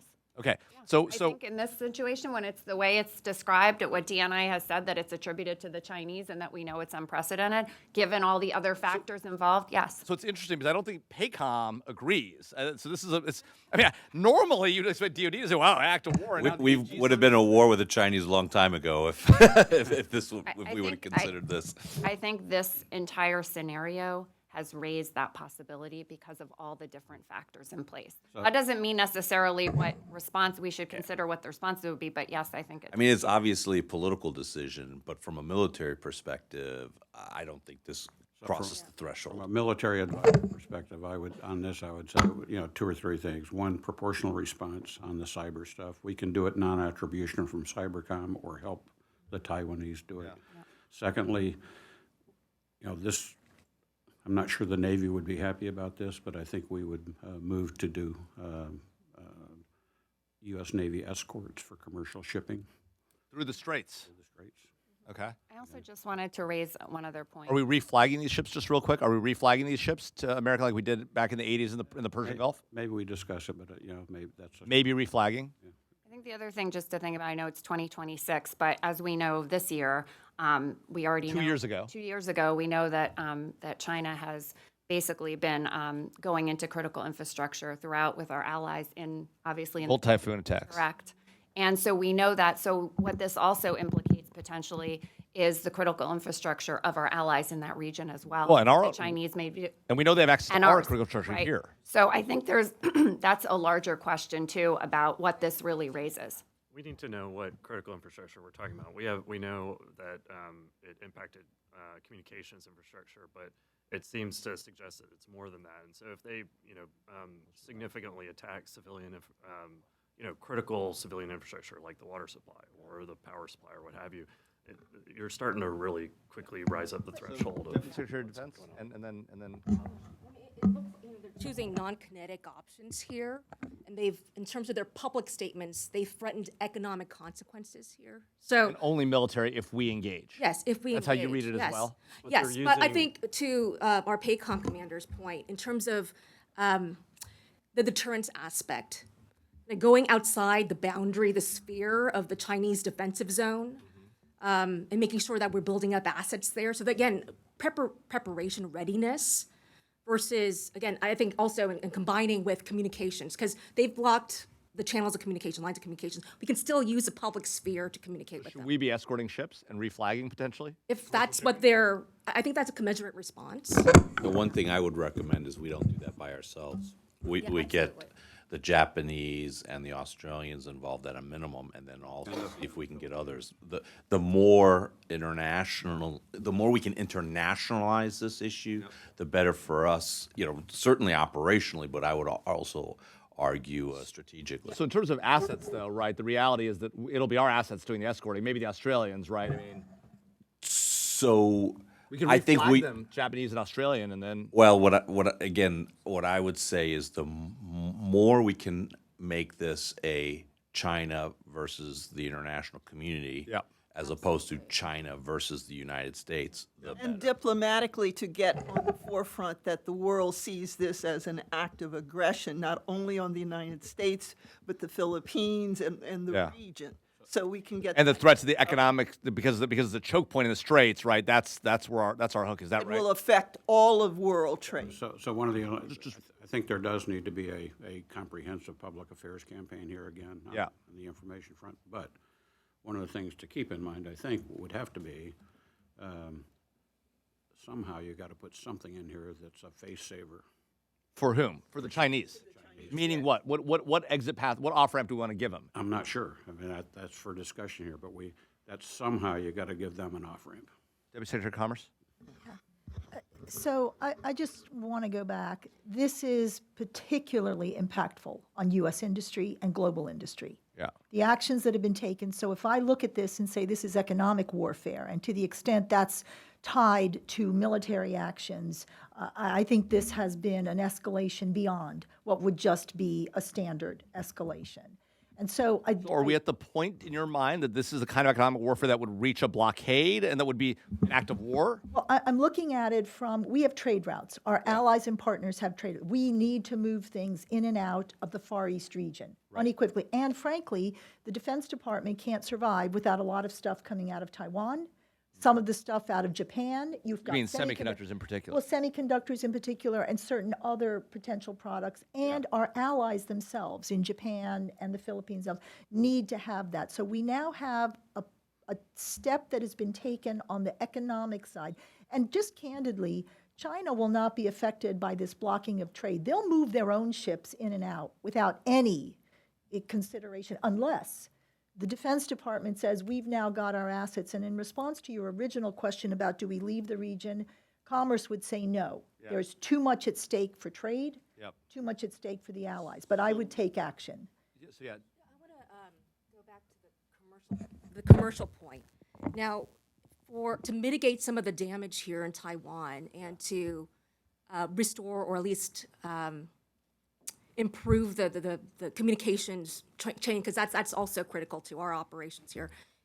Like in Ukraine, there were commercial alternatives that came in, like Starlink, to provide that network of communications. Is that, maybe a question for Commerce, something that we could also start working with industry? Say that again. What's your? Ukraine, Starlink, there were other commercial options that Oh, I went see. in. For comms. Yes, to provide some I see. Right, and so sensor network. in response to your question, yes, there has been discussion with industry. And as you know, Commerce has moved, for example, on the remote sensing side to really bringing in commercial assets, but also on the communication side through a lot of the work that's been done. They're looking at these commercial Putting Elon in charge of our foreign policy. Well, you know what? We're in a game, so we might need to that's. nationalize it. But I do want to comment that when you look at this, bringing in these other assets, we have to make sure they're not overloaded, because it's 2026. We've come off, Ukraine and other aspects. We're trying to manage a global situation that remains uncertain, and so use of these assets, if they're available, is an excellent. I do agree. So, yeah, don't keep going, please. But I also think we have to go back and determine, this is why my Commerce's view is do not leave the region. I think the presence needs to remain, and some actions need to overtly be taken to demonstrate that this blocking of trade routes needs to end, whether we reposition ourselves differently to project that or make public statements, but that blocking of trade routes needs to be a priority. DepSec Ambassador Corville, and then I want to summarize what I think is a budding consensus. What's that? Okay. I think the balance has to be struck, so in terms of using both, Treasury and Commerce. And with PACOM, I would defer to, and Defense, what they want to do there. The messaging, I think we can convey those things before we announce them, to give the Chinese a little bit of room to save face, to have this discussion. We may engage in a blockade of our own, but we have to be realistic. Once you put that on the table, we're not going Hard to to be able walk it back. Yeah, so in that case. And I think in terms of what have we done with Taiwan factories in the United States, where are we there? We have to shift gears with commerce on this so that we are no longer dependent on an external entity, because our foreign policy still says one China. And unless we change that, there is only so far we are willing to go to protect Taiwan. No, I agree with you, but speaking pragmatically, 2 years after the CHIPS Act, putting a lot of chip capacity and whatever else might be needed in the U.S. is a 10-year process, not a 2-year process. So the U.S. is not on the path to self-sufficiency yet, given the amount of time that's happened since the government turned its attention to back in 2023 and 2024 to this issue. So we've made some progress. I do agree that I don't consider it face-saving per se, because I do think it is crucial we protect these trade routes. It is too much for the global economy to let this move forward. So can I summarize what I think is the consensus right now? So at a minimum, we are not leaving the region. We're not going to accede to the demand by the Chinese, and we will make clear to them we will bear whatever economic consequences come and impose our own economic consequences in response. Is that right, consensus? Okay. Then second, on the question that the vice chairman raised of whether we should, because of the threats to commercial shipping and the beginnings, not a blockade, but the blocking of trade, right? I think calling it a blockade is going too far. And I think calling it an act of war at this point is probably not warranted. Do we agree that we should consider, or we should begin reflagging ships and escorting them through the straits to demonstrate that we will maintain not just freedom of navigation, but they will ensure that trade continues through the straits regardless of China's attempt to block trade? Is there any disagreement on that? Well, we'd need to think about the operational implications of that. It will be very costly, no doubt. Well, it's not just costly. It's like, do we have enough assets to actually do that? I don't think we so do. Right, so the fifth CSG is coming in. It's about to arrive in theater. That'll give us some more assets. It's But not, still, given the amount of commercial vessels that transit the Taiwan Strait on a daily basis, And it's not just the U.S. Navy we're talking yeah, about. you can't. First of all, you just can't snap your fingers and do that. Okay, but assuming that you want to do that, we need to understand and we need to think a couple steps ahead of what will the Chinese reaction to that be, because the Chinese position is that the Taiwan Strait is a Chinese internal body of water. So we need to think about the potential escalatory nature of what we're going to do. So let's talk about that, because the Iranians have the same view of the Persian Gulf, and our position there, unambiguous, Yes. and has been for decades, and we've enforced But it. Iran is not a peer competitor of ours. Agreed. so we have to deal with the fact that the Chinese may get increasingly involved militarily. So two questions to the Vice Chairman and to the Deputy Secretary of Defense. One, are we escorting or not? Do we have the assets, and what other assets will we need to flow? What will that do to our force readiness globally if we're flowing assets to the region in order to do this escorting? Is there another approach other than escorting? Can we sort of put a picket line essentially protecting commercial shipping without individually escorting ships? And then third, if we're going to do this, are we prepared to deal with the response to the Chinese? And then last question, should the 5th Carrier Strike Group enter the region? It's coming in from San Diego. It'll be in theater in 2 days. Do we want to stop it and have it remain outside the region, or should it come into the AOR clearly and be part of the forces there? If we're going to do this escorting or this picket line or whatever it is, we're going to need to have it there at a minimum, if not more forces. Yeah, coming backwards, forwards, you bring the assets in. We engage with the Koreans, the Japanese, the Filipinos, the Australians, the Canadians to provide ships for part of the escort duty. Is bringing maple syrup?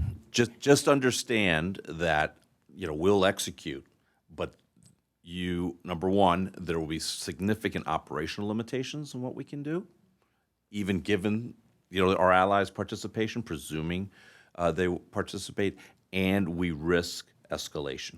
But this is the way we regain the initiative. So I need the Deputy Secretary of Defense's view on this, but from a State Department perspective, do you believe our allies will come alongside us and engage in this escorting operation if we decide to go down this road? I think our allies will come. Perhaps the threat of us doing it first and talking about it at the diplomatic table. If you take this step, then this is what we're going to do on the chessboard.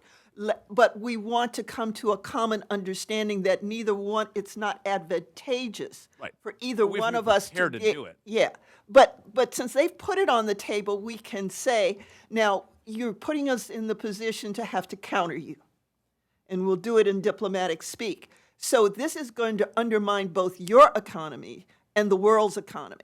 And we get the public reaction of the other nation states to say they oppose the blockade of China. If we can rally that kind of voice too diplomatically, China doesn't want to lose face. So we have to have multiple leverages in place. So legally, can we do this from the Justice Department's view? If we decide to escort the ships? Okay.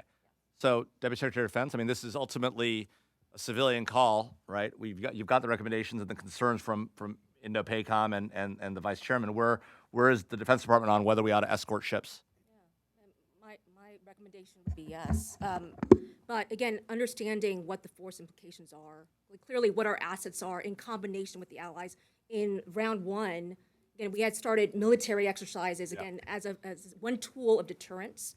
So I think understanding and working with the State Department, again, because the lines of communication right now are blocked directly with China, we have to find a way to work with the allies and actually, again, show that there's a price for escalating. And this is a form of escalation.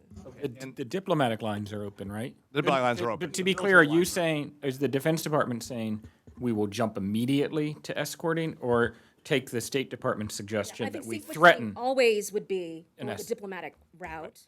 But if it doesn't work, we have to be ready to actually execute immediately.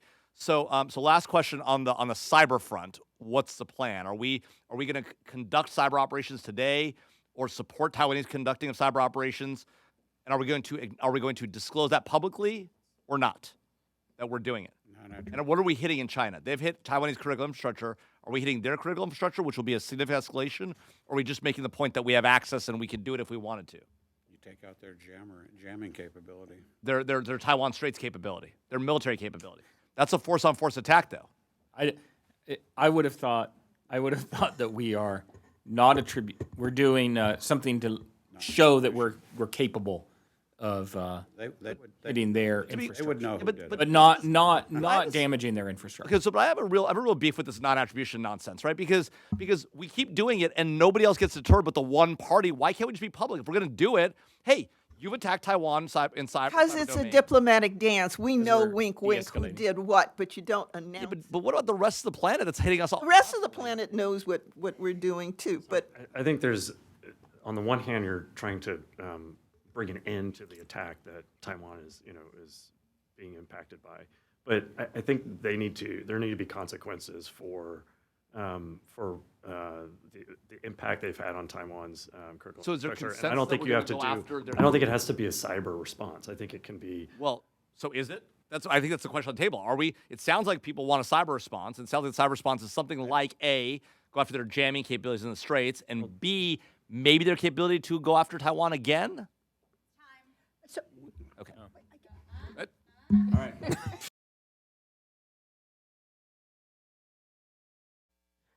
All right. Jamil, do you want to do an overview? Are you? No, we're trying to, 3 turns. We're trying to avoid war. Or, no, we're not trying to do anything. Okay. You're trying to avoid war. Wait, Jamil, do you want to summarize what you guys did? Oh, do we do? I don't think we did last time. I know. Well, it's just to remind us. We had a big break. I don't have my response. Oh, okay.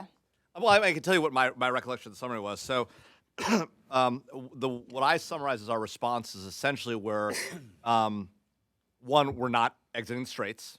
We're going to make it clear that we believe international law permits us to be there. That we intend the Straits to remain free to navigation. The Chinese behavior is not acceptable and violates international law. We are going to engage diplomatically with the Chinese to make clear that if they remain on this course of action, that we are preparing to and will be prepared to escort ships through the Straits if that's what's necessary to maintain freedom of navigation in the Straits, and that as a result they should walk it back.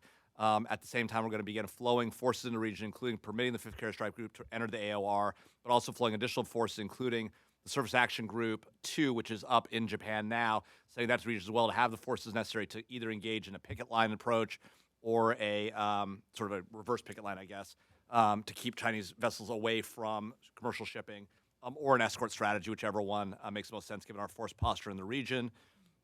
With respect to their activities against Taiwan, it appeared to me the consensus was that we should engage in a non-attributable cyber attack in a limited way against Chinese capabilities to conduct jamming in the region, and to be prepared to conduct further activities in a non-attributable cyber way against Chinese capabilities to affect Taiwan, but not actually undertake those yet.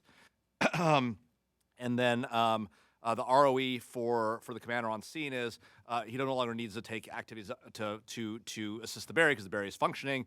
The Berry doesn't need to exit the region because it is now functional and back part of the Carrier Strike Group. His ROEs, I think, remain largely the same, but to be prepared to use force if necessary to protect commercial shipping, not authorized at this time. If we make that decision to go forward, and then to maintain the sort of situation as is, and to begin conducting freedom of navigation operations to make clear that we intend to remain in the strait and intend the strait to remain open to freedom of navigation. That doesn't involve the use of force at this time. Great memory. That is correct. That is what you turned in. Okay, so how does... Read my own homework. Yes. Okay, so what happens? So nice try in the cyber attack. They were able to maintain effective communications despite a non-attributable, mysterious cyber attack. China's maintained also ramped up intense military exercises around around Taiwan, which actually causes disruption to trade. They impose an immediate embargo on all $145 billion worth of Chinese electronic goods to the U.S. in response to you guys not leaving. They're hurting their own economy. You get a lot of pissed off Americans who aren't able to buy all the electronics that they love to buy. Which actually causes a lot of calls to Congress for easing of tensions with China. So congressional lawmakers are taking note. Making items in China. USA 348, U.S. ISR satellite is no longer responding. Initial assessments indicate that it has been disabled by a laser anti-satellite weapon, but it's not attributed. And then hashtag America out of Taiwan is trending on Twitter. Analysis indicates that it's being driven by a disproportionate number of retweets from new accounts. What? Oh, sorry. Twitter, X, formerly known as Twitter. Sorry for you guys. And so that is the situation as it lies. So I don't mess up. You should do your individual thoughts on it. On the next, you should flip your page. There should be a new QR code for turn 3. Or This is our last turn. This is your last turn.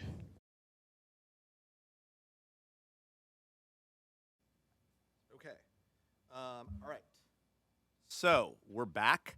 The latest situation, as we've seen it, is that China's been able to maintain communications, and apparently, ostensibly, they're jamming, despite our non-attributable attacks. They've also maintained their military exercises and continues to cause disruptions to trade. They have now cut their own nose off to spite their face by imposing a huge ban on their own exported goods, so they're going to hurt their own economy, but also making U.S. consumers upset because they can't get their iPhones, their iPads, and whatever.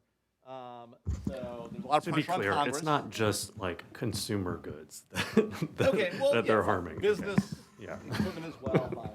Bring the BlackBerry back. $145 billion worth of goods. Bring the BlackBerry back.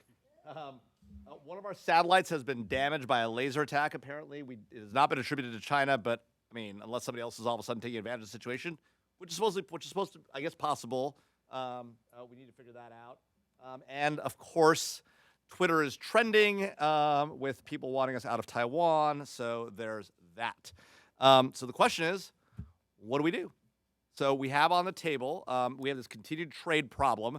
Our diplomatic efforts and the threat of escorting ships has not appeared to deter them from continuing to harm trade in the region. In fact, they've gone the other direction and doubled down on their export measures. So we are at a minimum in an economic war, trade war with China now at this point. So I guess we have a few things to consider, right? We have to consider, one, do we have a trade and economic response to this export situation? Two, are we going to make good on our threat of escorting ships? Because at this point now, diplomacy has failed and they're continuing to do it. So, again, it will be costly to our force posture worldwide. Economically costly, and could potentially raise tensions and create an explosive situation at the same time. If we don't do it, we lose all credibility. I don't have to remind you all of the Syria red line failure and the impact it had on our deterrence or our disastrous exit from Afghanistan. So if we're going to enforce deterrence, we probably have to engage we have to do the thing we said we would do. And then on the satellite front? Should we respond? And if so, do we need to know more from intel about whether it was in fact the Chinese or the Russians taking advantage or somebody else taking advantage of the situation? And if we are responding, are we doing it again, not attributable, which doesn't seem to have worked? Do we want to make it clear that we're doing it? And then do we want to take out one of their satellites? What do we want to do on that side of it as well? Remember, space has been largely out of bounds, with some exceptions. People have demonstrated capability to go after their own satellites. They haven't demonstrated the capability to go after our satellites, although we know they've had it for a while. That's now public, so we need to think about how to respond. So let's start with economics. $145 billion export restriction on electronic goods. Fair enough. I was joking about iPhones and iPads, but it's more than that. Do we want to respond economically? Commerce. So I've had some discussions with ministers of trade in other jurisdictions in the region. And the embargo by China is not just affecting the U.S. because we have operations of non-U.S. companies in the U.S. We have people here. So this is having a ripple effect because there are also people who import into the U.S. and then send it back out. So the downstream impact has been cataclysmic in a certain sense. Okay. So to DepSec's of states' earlier comments, we should be engaging further with our allies that are being impacted, just as we are, to have them impose some economic restrictions. I go back to what I raised in turn 1. We're now day 6, and we've taken no action economically, and this is where we are. I believe it's time to consider some kind of designations. Okay. How far? How far would you go? I think it merits some consideration because there's a number of factors, including depending upon what our allies are also interested in doing. But they're going to follow our lead, right? So let's assume they'll follow our lead for the sake of argument. Okay, for the sake. How far should we go? I think it depends on how long it will take them to follow our lead. If we go back to 2023, when we look at how long it took for them to respond to the Russia-Ukraine situation, if our allies view this economic action to be as impactful as what happened back in 2023, then we could see some speedy responses. But back then, remember, the semiconductor rule, it took our allies, Japan and the Netherlands, almost a year before they took some significant actions. I don't believe we have time here.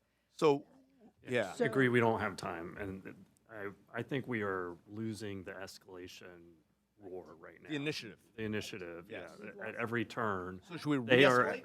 So I think we have to come over the top. So I think we need significant sanctions imposed. And I think we just need to go ahead and move and impose secondary sanctions and bring our allies. Sanctions meaning we have to prevent our allies and friends from trading with China as well in some significant way? Yes. Okay, and so we don't have time to go through a negotiation while everyone tries to figure out what are all the first and second and third order consequences. So we're going to run the Iran play where we're going to impose global sanctions by basically threatening our own allies. Yes. And we're going to need to remove them from the SWIFT system. I wouldn't. Because regardless. You want to remove China from SWIFT? No, what I'm saying is take the actions on the sanctions basis that limit their ability to access so you either SWIFT. do business with the U.S. government or you do business with China on whatever limited scope of sanctions we decide to go after. Secretary of State, I mean, this seems like it's going to significantly. What do you do to Iran, which for a while had been cut off from the world system, or North Korea, which is completely cut off from the world system?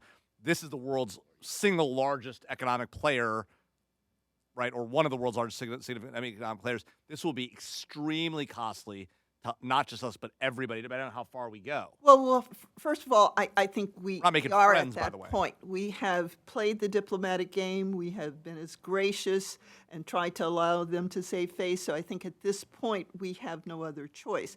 I think going to our allies and saying we're all going to have to take a hit. We also have to inform the American people and do a better job on X than China has done on doing that, and using our own networks to talk about and get our people out there giving the message and say, this is the impact. This is the sacrifice we're all going to have to make. It is not just about the U.S., it's about the globe. And so we need to be in lockstep with the U.K. Our NATO members also need to be in lockstep here, bringing those on board. And I think, again, on the diplomatic front, the Africans will be affected slightly different, the Latin Americans, but I think we can bring together a sizable portion of the world. So I saw DOD maybe not so excited about these economics. I mean, where is the Department of Defense on this? Well, I'm concerned about deterrence deterrence and readiness. Ultimately, the action taken on the satellite. I mean, I think Chinese space capabilities are fairly nascent right now. I don't know what it would be in 2026.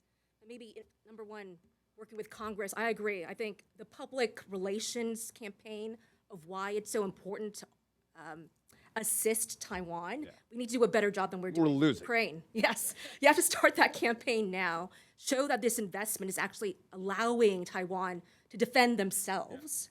And also get our defense manufacturers and everyone in line to show that this is money that's actually being reinvested in the United States. So I think that public relations campaign. Defense Production Act, by the way. I mean, I'd like more input. Yeah. I don't. Not right now is my assessment, but and then so again, if there's other ways in terms of the deterrence factor and looking at, because we'll have to do this anyway, if again, preparedness on day zero, if there is a major escalation here, it's like doing basing agreements, again, kind of coalescing our partners, making sure, because, we, just by sheer geographic proximity, they have so many vast resources. So I think, again, shoring up our resources, our basing agreements with our allies, also the replicator program. I just want to test out different things that I know. Old thing from 2024? Yes, that's right. But the fact is, again, proximity as to what the Chinese have at their ready. In kind, trying to see where like attritable, all domain, autonomous, capabilities can do to elevate this. All right, some new facts on the ground. Oh. Nope. There we go. And are we going to do a response to this inject? Yes, so you will also do an individual, nope. So we'll pause and we got new information coming in.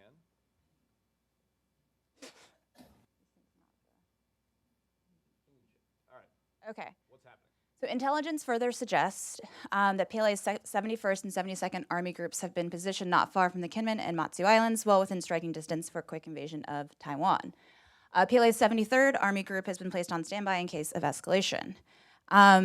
The PLARF, I'm not sure if I'm saying that correctly, the PLARF conducts the kinetic intercept against a defunct Chinese weather satellite in low Earth orbit, which has caused and created an additional 1,200 pieces of trackable debris, causing thousands of satellites to have conjunction warnings and forcing evasion and maneuvers for thousands of satellites, disrupts U.S. SIGINT and imagery capabilities. The anti-satellite missile was launched from a novel location in China, not on any major roads, and presumably from a road mobile launcher. Okay, so please do your individual post-inject surveys. Individual injects. Now, and do we submit? And don't hit submit, and you will get it.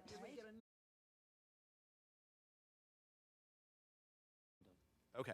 So, so we're going to reconvene. We have, so just on time, let me just, for game purposes, let me just explain what's going to happen. So for time purposes, we have 15 minutes remaining to decide, to reach consensus if we're going to reach it, and make a final recommendation to the president. There will also be a response from China, and that's where we will, the response from China to our turn action, okay? That will take us to the end of our allocated time. I know everyone has busy lives. I know our audience has busy lives. So what I recommend is the following. We reach our consensus. We submit that recommendation. We get China's response. That'll take us a little past time.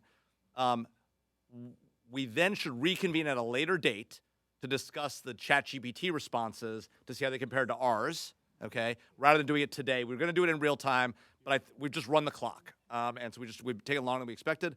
The one question I want to put to you for discussion is, do you want to know what ChatGPT's top line outcomes were today?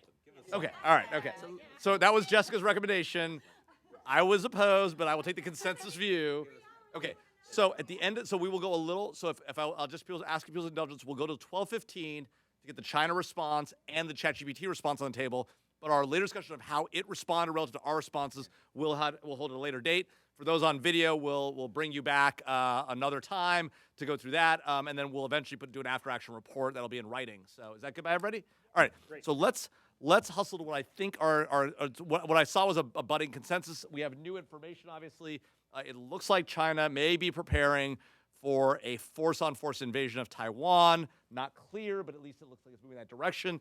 They also destroyed one of their own satellites in orbit, creating debris, so demonstrating, one, a capability to launch from a road mobile launcher against our satellites, and creating more hazards in in the cyber domain, in the space domain, and making it harder, and sort of, we obviously have other SIG and EO capabilities, but making it harder for us to see at the present time. Okay, so given all this, where do we think we ought to go? We had been talking about what sounded like a massive doubling down of an economic response. Are we at consensus that economically that's how we want to go, given the new information? Yes. Is there any disagreement that we want to double down on economic response, that we choose secondary sanctions to force, if necessary, to force our allies? We want to try and get them on board first. If they don't come on board, we'll use secondary sanctions to bring them on board. And that should be how much? They've imposed $145 billion. Are we doubling that number? By the way, let's just be real, right? Economics lead to real world wars. So, like, if we go down this road, we're teeing up for what may be a force-on-force military confrontation if they see this as real economic warfare. It doesn't have to be that way, but it could. So as a footnote, the Chinese people won't have any real say unless this would cause an internal conflict, and China would put it down. Are you hoping to provoke that? No, I'm not saying that. It could happen. But I'm saying in the U.S. and in the Western democratic countries, the backlash is going to be heavy. So unless we prepare them to say, this is what's happening, and it's not just happening to you, so some of us are going to have to make sacrifices. So on the domestic front, we do need to prepare for that.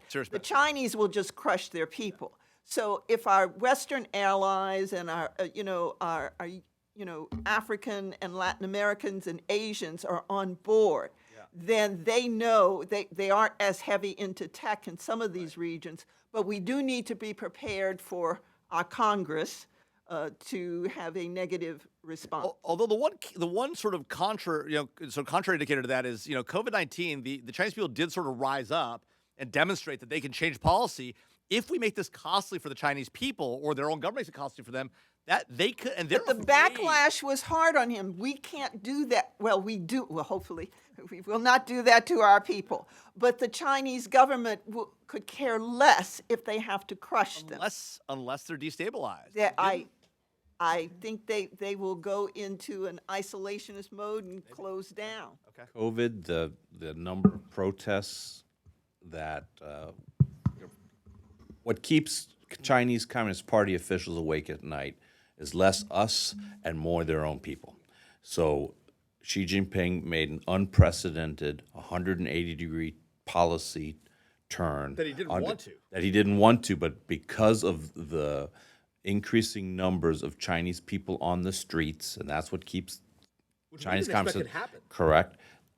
That caused a policy reversal. Moreover, there have been lots of examples, particularly in factories, when factory workers, go on the streets to protest whatever. That gets the Communist Party officials' attention. So this has all happened in what, 6 days? 6 days. Yep. Yeah. So I mean, economic consequences are felt. It's a slow burn, right? Yeah. And so I think you have to think about what we're doing on the economic front as trying to deter, them. Well, we need to demonstrate what we're willing to do, right? We need to demonstrate that we are willing to escalate in a way that they are not able to match. Doubling. And we need to. Are we going to double it? What's the number? I think some. I don't know. Triple it, whatever. Well, I mean, we have to decide. Like, we're recommending the president. Well, I mean, so here's what I would say. Like a finger in the air swag, I think like, no. I think there are like some sectoral sanctions you put in place. I think there are like some export controls on like a technology front. You just remove all the nuance from a lot of the things we've been doing, and then I think you hit like one of their banks just to say, we can do this, and we can take out all of your financial stuff, so we can do. We're cutting off one of their banks from SWIFT. Yes. Well, yeah. And as a signal, like this is, we're going to escalate significantly. We're going to but we're also going to signal what we are willing to do, that we are willing to do if you go further and you don't pull back from where you are. I don't think the number's that important. And here's why. Because it's not just a U.S. number, it's a global number. But there still has to be a number. I gotta pick a don't, number, well, no, because how do we decide, and I agree with Treasury, that sectoral sanctions, for example, and I also agree on the SWIFT system, sectoral sanctions, we don't really have full visibility in China. What is their aerospace sector worth? What is their aviation sector worth? So if we were to look at numbers, I don't know that we would recommend to the president, well, double the 145 I mean, I billion. think their auto industry, which, you know, all these industries that they're pouring investment into right now, that they're dependent on exports for, those are the ones you target. Those are the ones that'll cause the most challenge. These are really slow. Vice Chairman? These are really slow things, though. It's going to take a while. It's gonna take a while for them to feel the impact. We'll announce it publicly. Right. So I mean, I agree with all the economic sort of things we want to do, but there's some things that have to be done kind of immediately. yeah. So what about that? So We were talking about escorting. one, I think, unless we've got a lot of other information, you know, the movement of these army groups, it's a bluff. It's a bluff. So what do we say on Taiwan? Should we make it clear that we will militarily defend Taiwan, or do we stick with our sort of today policy of we'll supply the Taiwanese with whatever they need to defend themselves? Should we make clear to them that an invasion of Taiwan should be off the table, or do we not respond to this at all? No, we make it clear that we'll, Which one? current policy. Well, current policy is unclear, right? Well, sorry. Well, let me tell you what is clear. President The Biden, Taiwan Relations Act does not cover offshore islands. That is clear.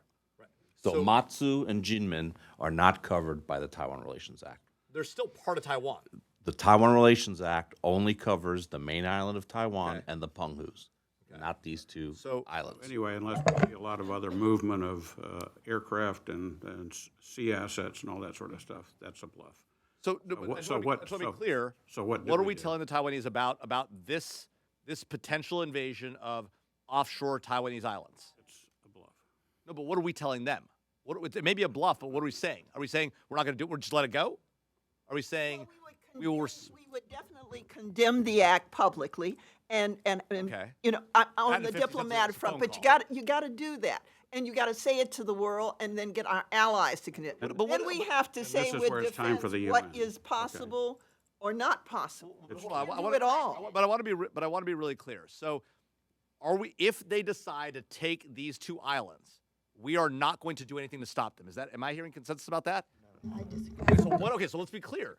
If they move to take these islands, but it's not what the Taiwan Relations Act does or does not do, what are we doing? Are we telling them ahead of time that we will respond militarily, or that we will support the Taiwanese response militarily? And if so, how much? I hear what you're saying, but on the diplomatic front, we might say to the Taiwanese on the mainland, we might have to let go of the islands. Look, you don't want to hear it. Look what we were saying. You also need to think about what is militarily feasible. Exactly. Militarily feasible, these islands cannot be defended.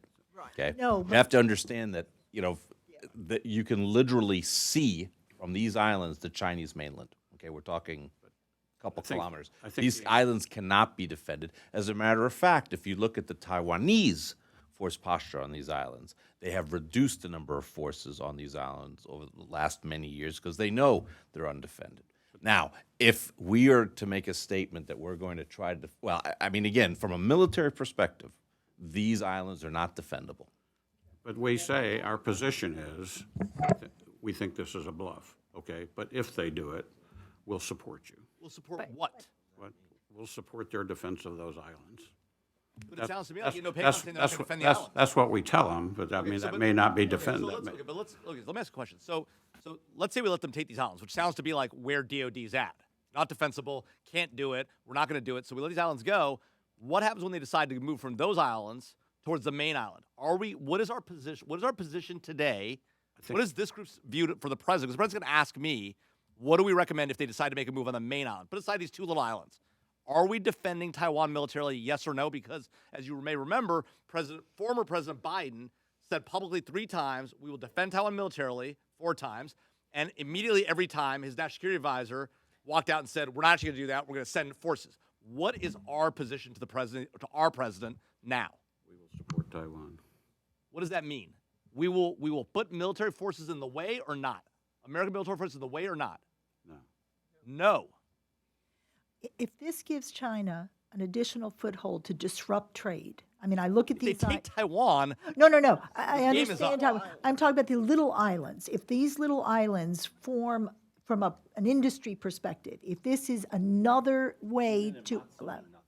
No, so they gives them no, Except they signal we're Right. not gonna defend Taiwan, the mainland. Right. That's not necessarily true. so That's what's not our necessarily true. position? So what's our Well, if you look at the Taiwan Relations Act, okay, which has some What about ambiguity. 1980 statute? What so- do we want to do now? I don't So care about 1980. defend, No, you do defending have to care about the defending the statute. main island of Taiwan and Penghu's, I believe, warrants.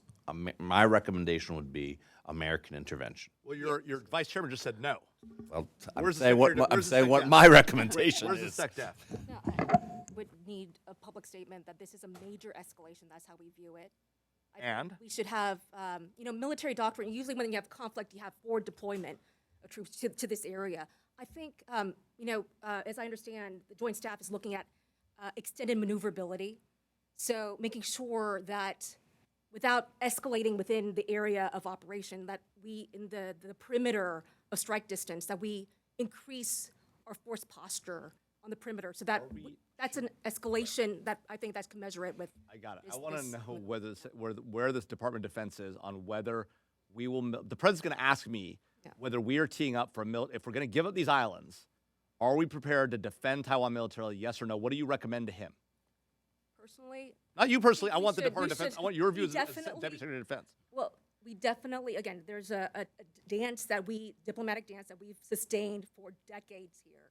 But yes, if they escalate to the point of actually trying to signal that they're going to invade Taiwan, I think we should protect. There's There's a difference There's a between. signal that we need to show the world in terms of protecting our allies. But we're listening to the PACOM command and saying, what is defense? Is it worth going? Do you want to go to war over these two islands? His answer is no. He's talking And about. I over the main concur. island. I Talking concur. about The the main main island. island and the The Penghu's. main island. So the main island, that's what you go to war for. Sorry, guys, that is all the time. So I hope you helped out your deputy NSA enough to put an answer in. I wonder where I'm going to end up. Not confusing, by the way, for those of you on camera. Are we supposed to submit this? Oh, yeah. Is that- And then go. Okay, so now you should put in if your view changed after the discussion, and if so, how it changed, and then submit. I will do the same on my side. Then I'll do our overall recommendation, which we did not reach consensus on, but I got to tell the president something. So here we go. Are you going to share what you're going to tell them? Yes, I will. Give me 1 second. You can guess. It's not going to be. This is not confusing where I'm at on this one. Nobody's confused about that.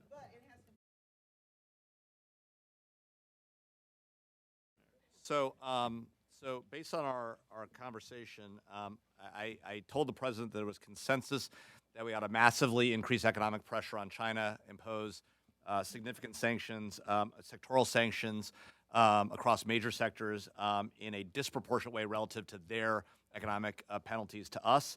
That we would encourage allies to do the same, but be prepared to use secondary sanctions and use them if necessary to force our allies to come on board.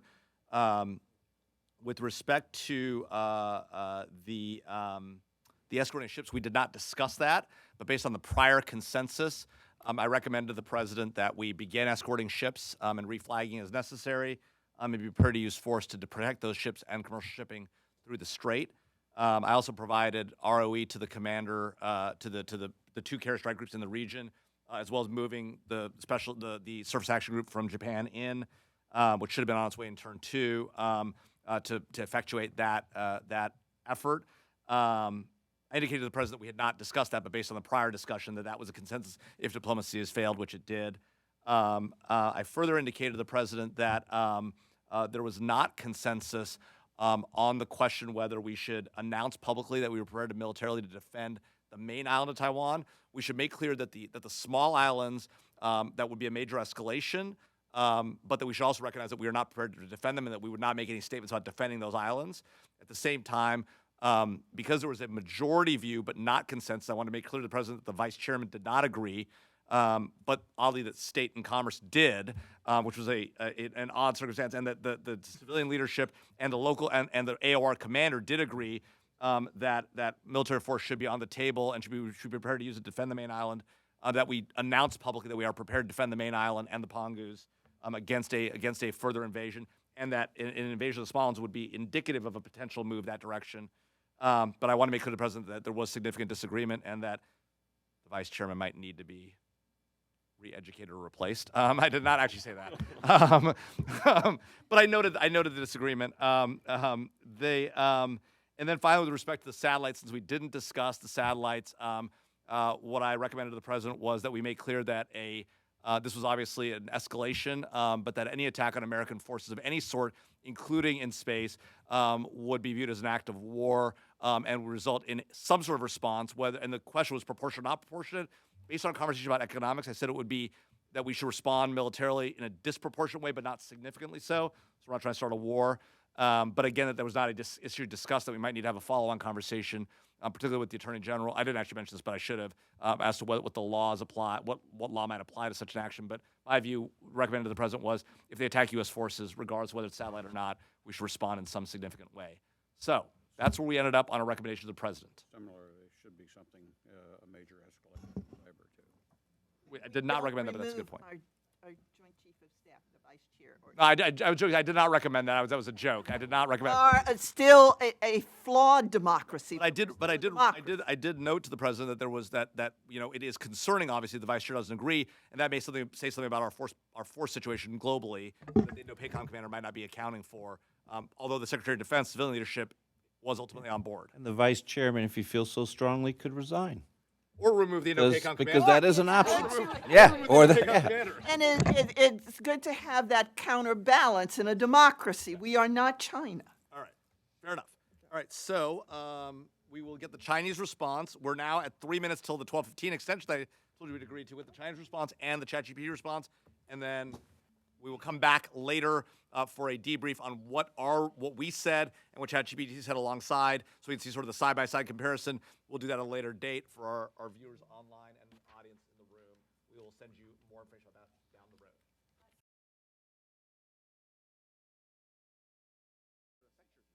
All right, let's see what happened. Okay. Already. Okay. So for our NSI-NSC, I will say that China begins to back down. The 71st and 72nd Army Groups are removed from the islands. The Chinese Ministry of Defense officials established communications with their U.S. counterparts, and we begin discussions to revisit that trade embargo. Wow. Collapse. It is a collapse. Wow. Yeah, so we're... Not what all right. Happy. We were trying to get a way to save face, and we were having to really hard. We were thinking creative. See, this is the beginning. There could be... Oh yeah, on the precondition that you guys vacate the South China Sea, which will, All right, listen, we're negotiating. Did it go hard? Right, we're negotiating. Okay. See? So, we'll do... Right, I mean, You want to plug this into this one now? Or... No, this one goes to this screen. yeah, after what we recommend. This is after the last. So turn this in. Okay, so there's no quick way. We're going to do really top line.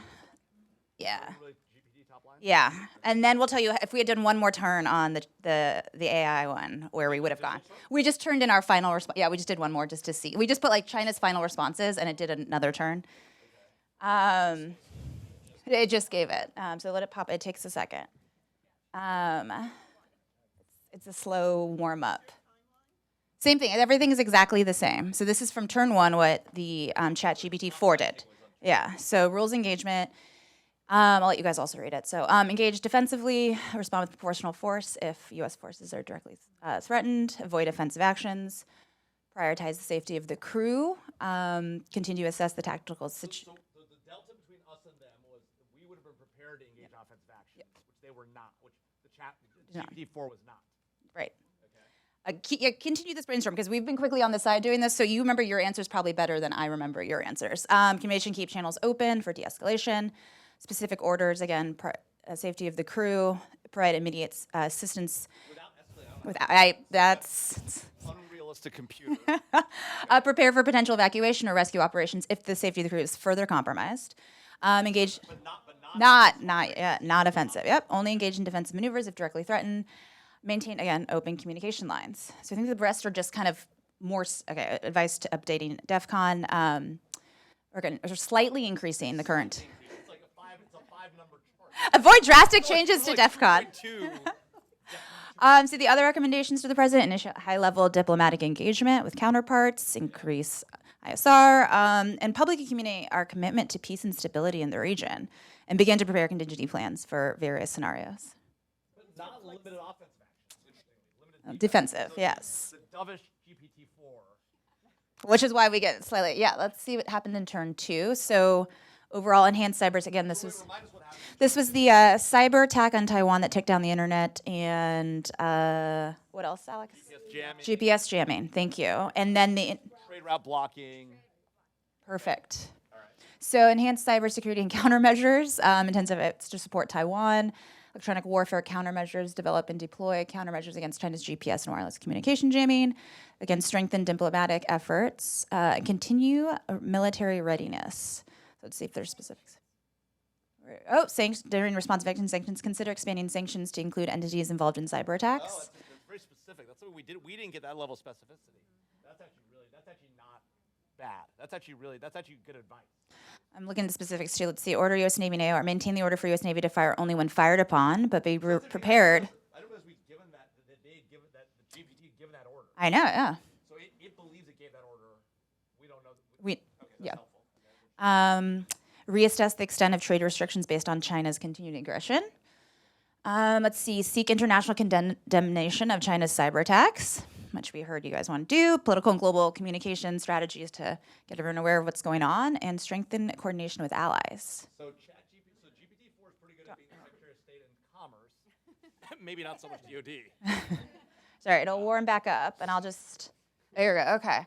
Turn 3, which was the satellite And 145 billion. trade. Yeah, taking trade embargo and Threatening that and moving 71st and 2nd towards the island. The apparently small, not willing to. I know they didn't. Okay, they got thrown under the bus there. Continue to try to de-escalate tensions. Address the hashtag America out of Taiwan trend with a robust public communication strategy. Let's see. Yeah, economic response. They do deploy SAG-2 though. They do. Yeah, he's jumping ahead. Down there on response actions, mobilize and deploy SAG-2 as a show of support and readiness. Let's see if there's any specifics. Initiate a thorough investigation into the disabling of the satellite. Oof, that's a big one. No. Right, so no surprise what China does next. No massive economic response. Nope. Right? They were no military threat again to protect Taiwan main island. And what was the other thing? No pushback on the satellite. No pushback on. No pushback. No pushback so far. This is really very soft. Other than deploying the SAG, and by the way, GPT did not come up with any idea of escorting ships, which it should know about from the 80s, right? So essentially, it didn't reach back to that, and we the humans did. Okay. Which is actually that's a massive difference in gameplay. Oh, okay, and So wait, so say it again on mic though. That's a really interesting thing. This reflects the inherent bias in the way the program was written and who wrote the program. Dovishness. okay, so then what happens is no surprise the PLA 71st and 2nd in Matsu Islands, and they begin a blockade within the Taiwan Strait, completely halting all maritime traffic. This was your response. This was our response based off where they were trending. Yes, because we thought we could go a little bit further. We didn't ask GPT to give us China's responses. No, we just typed it in, and they go to take. So a further rub on the game could be we asked GPT to assess. That's okay, we China can does a just response too. Oh, and then we just typed it in, and it's okay. So essentially, China blockades the Taiwan Straits. Yeah. Because GPT was Too soft. Yes. And then when we put that in, it actually then, I guess there's one more slide. It went, okay, wait, go back. It's now responding to your thing that they took the islands and they blockaded Yeah, so if you want to do this. Yes. This is GPT's response? Yeah. So I'll let Alex. It doesn't really say anything. Consider the safety of this. Yeah, so it looks like Appropriate military measures. What does that mean? with appropriate military measures, we need it to define that exactly. Counter blockade measures. Somehow it's addressing the plan's blockade, ensuring the freedom of navigation in some capacity, but it obviously has objectives and like a goal for each But without a plan. course of action, but no detailed plan. And an unwillingness to actually offer real military options. Yes, If and we pushed it, do we know what it would do? If we said, well, tell us how you would do those things. We're now going into the brainstorming session. We have to. and I did. All right. Yeah. Thanks, everybody. Great Thank job. you, guys. All right. We'll be back later. Okay.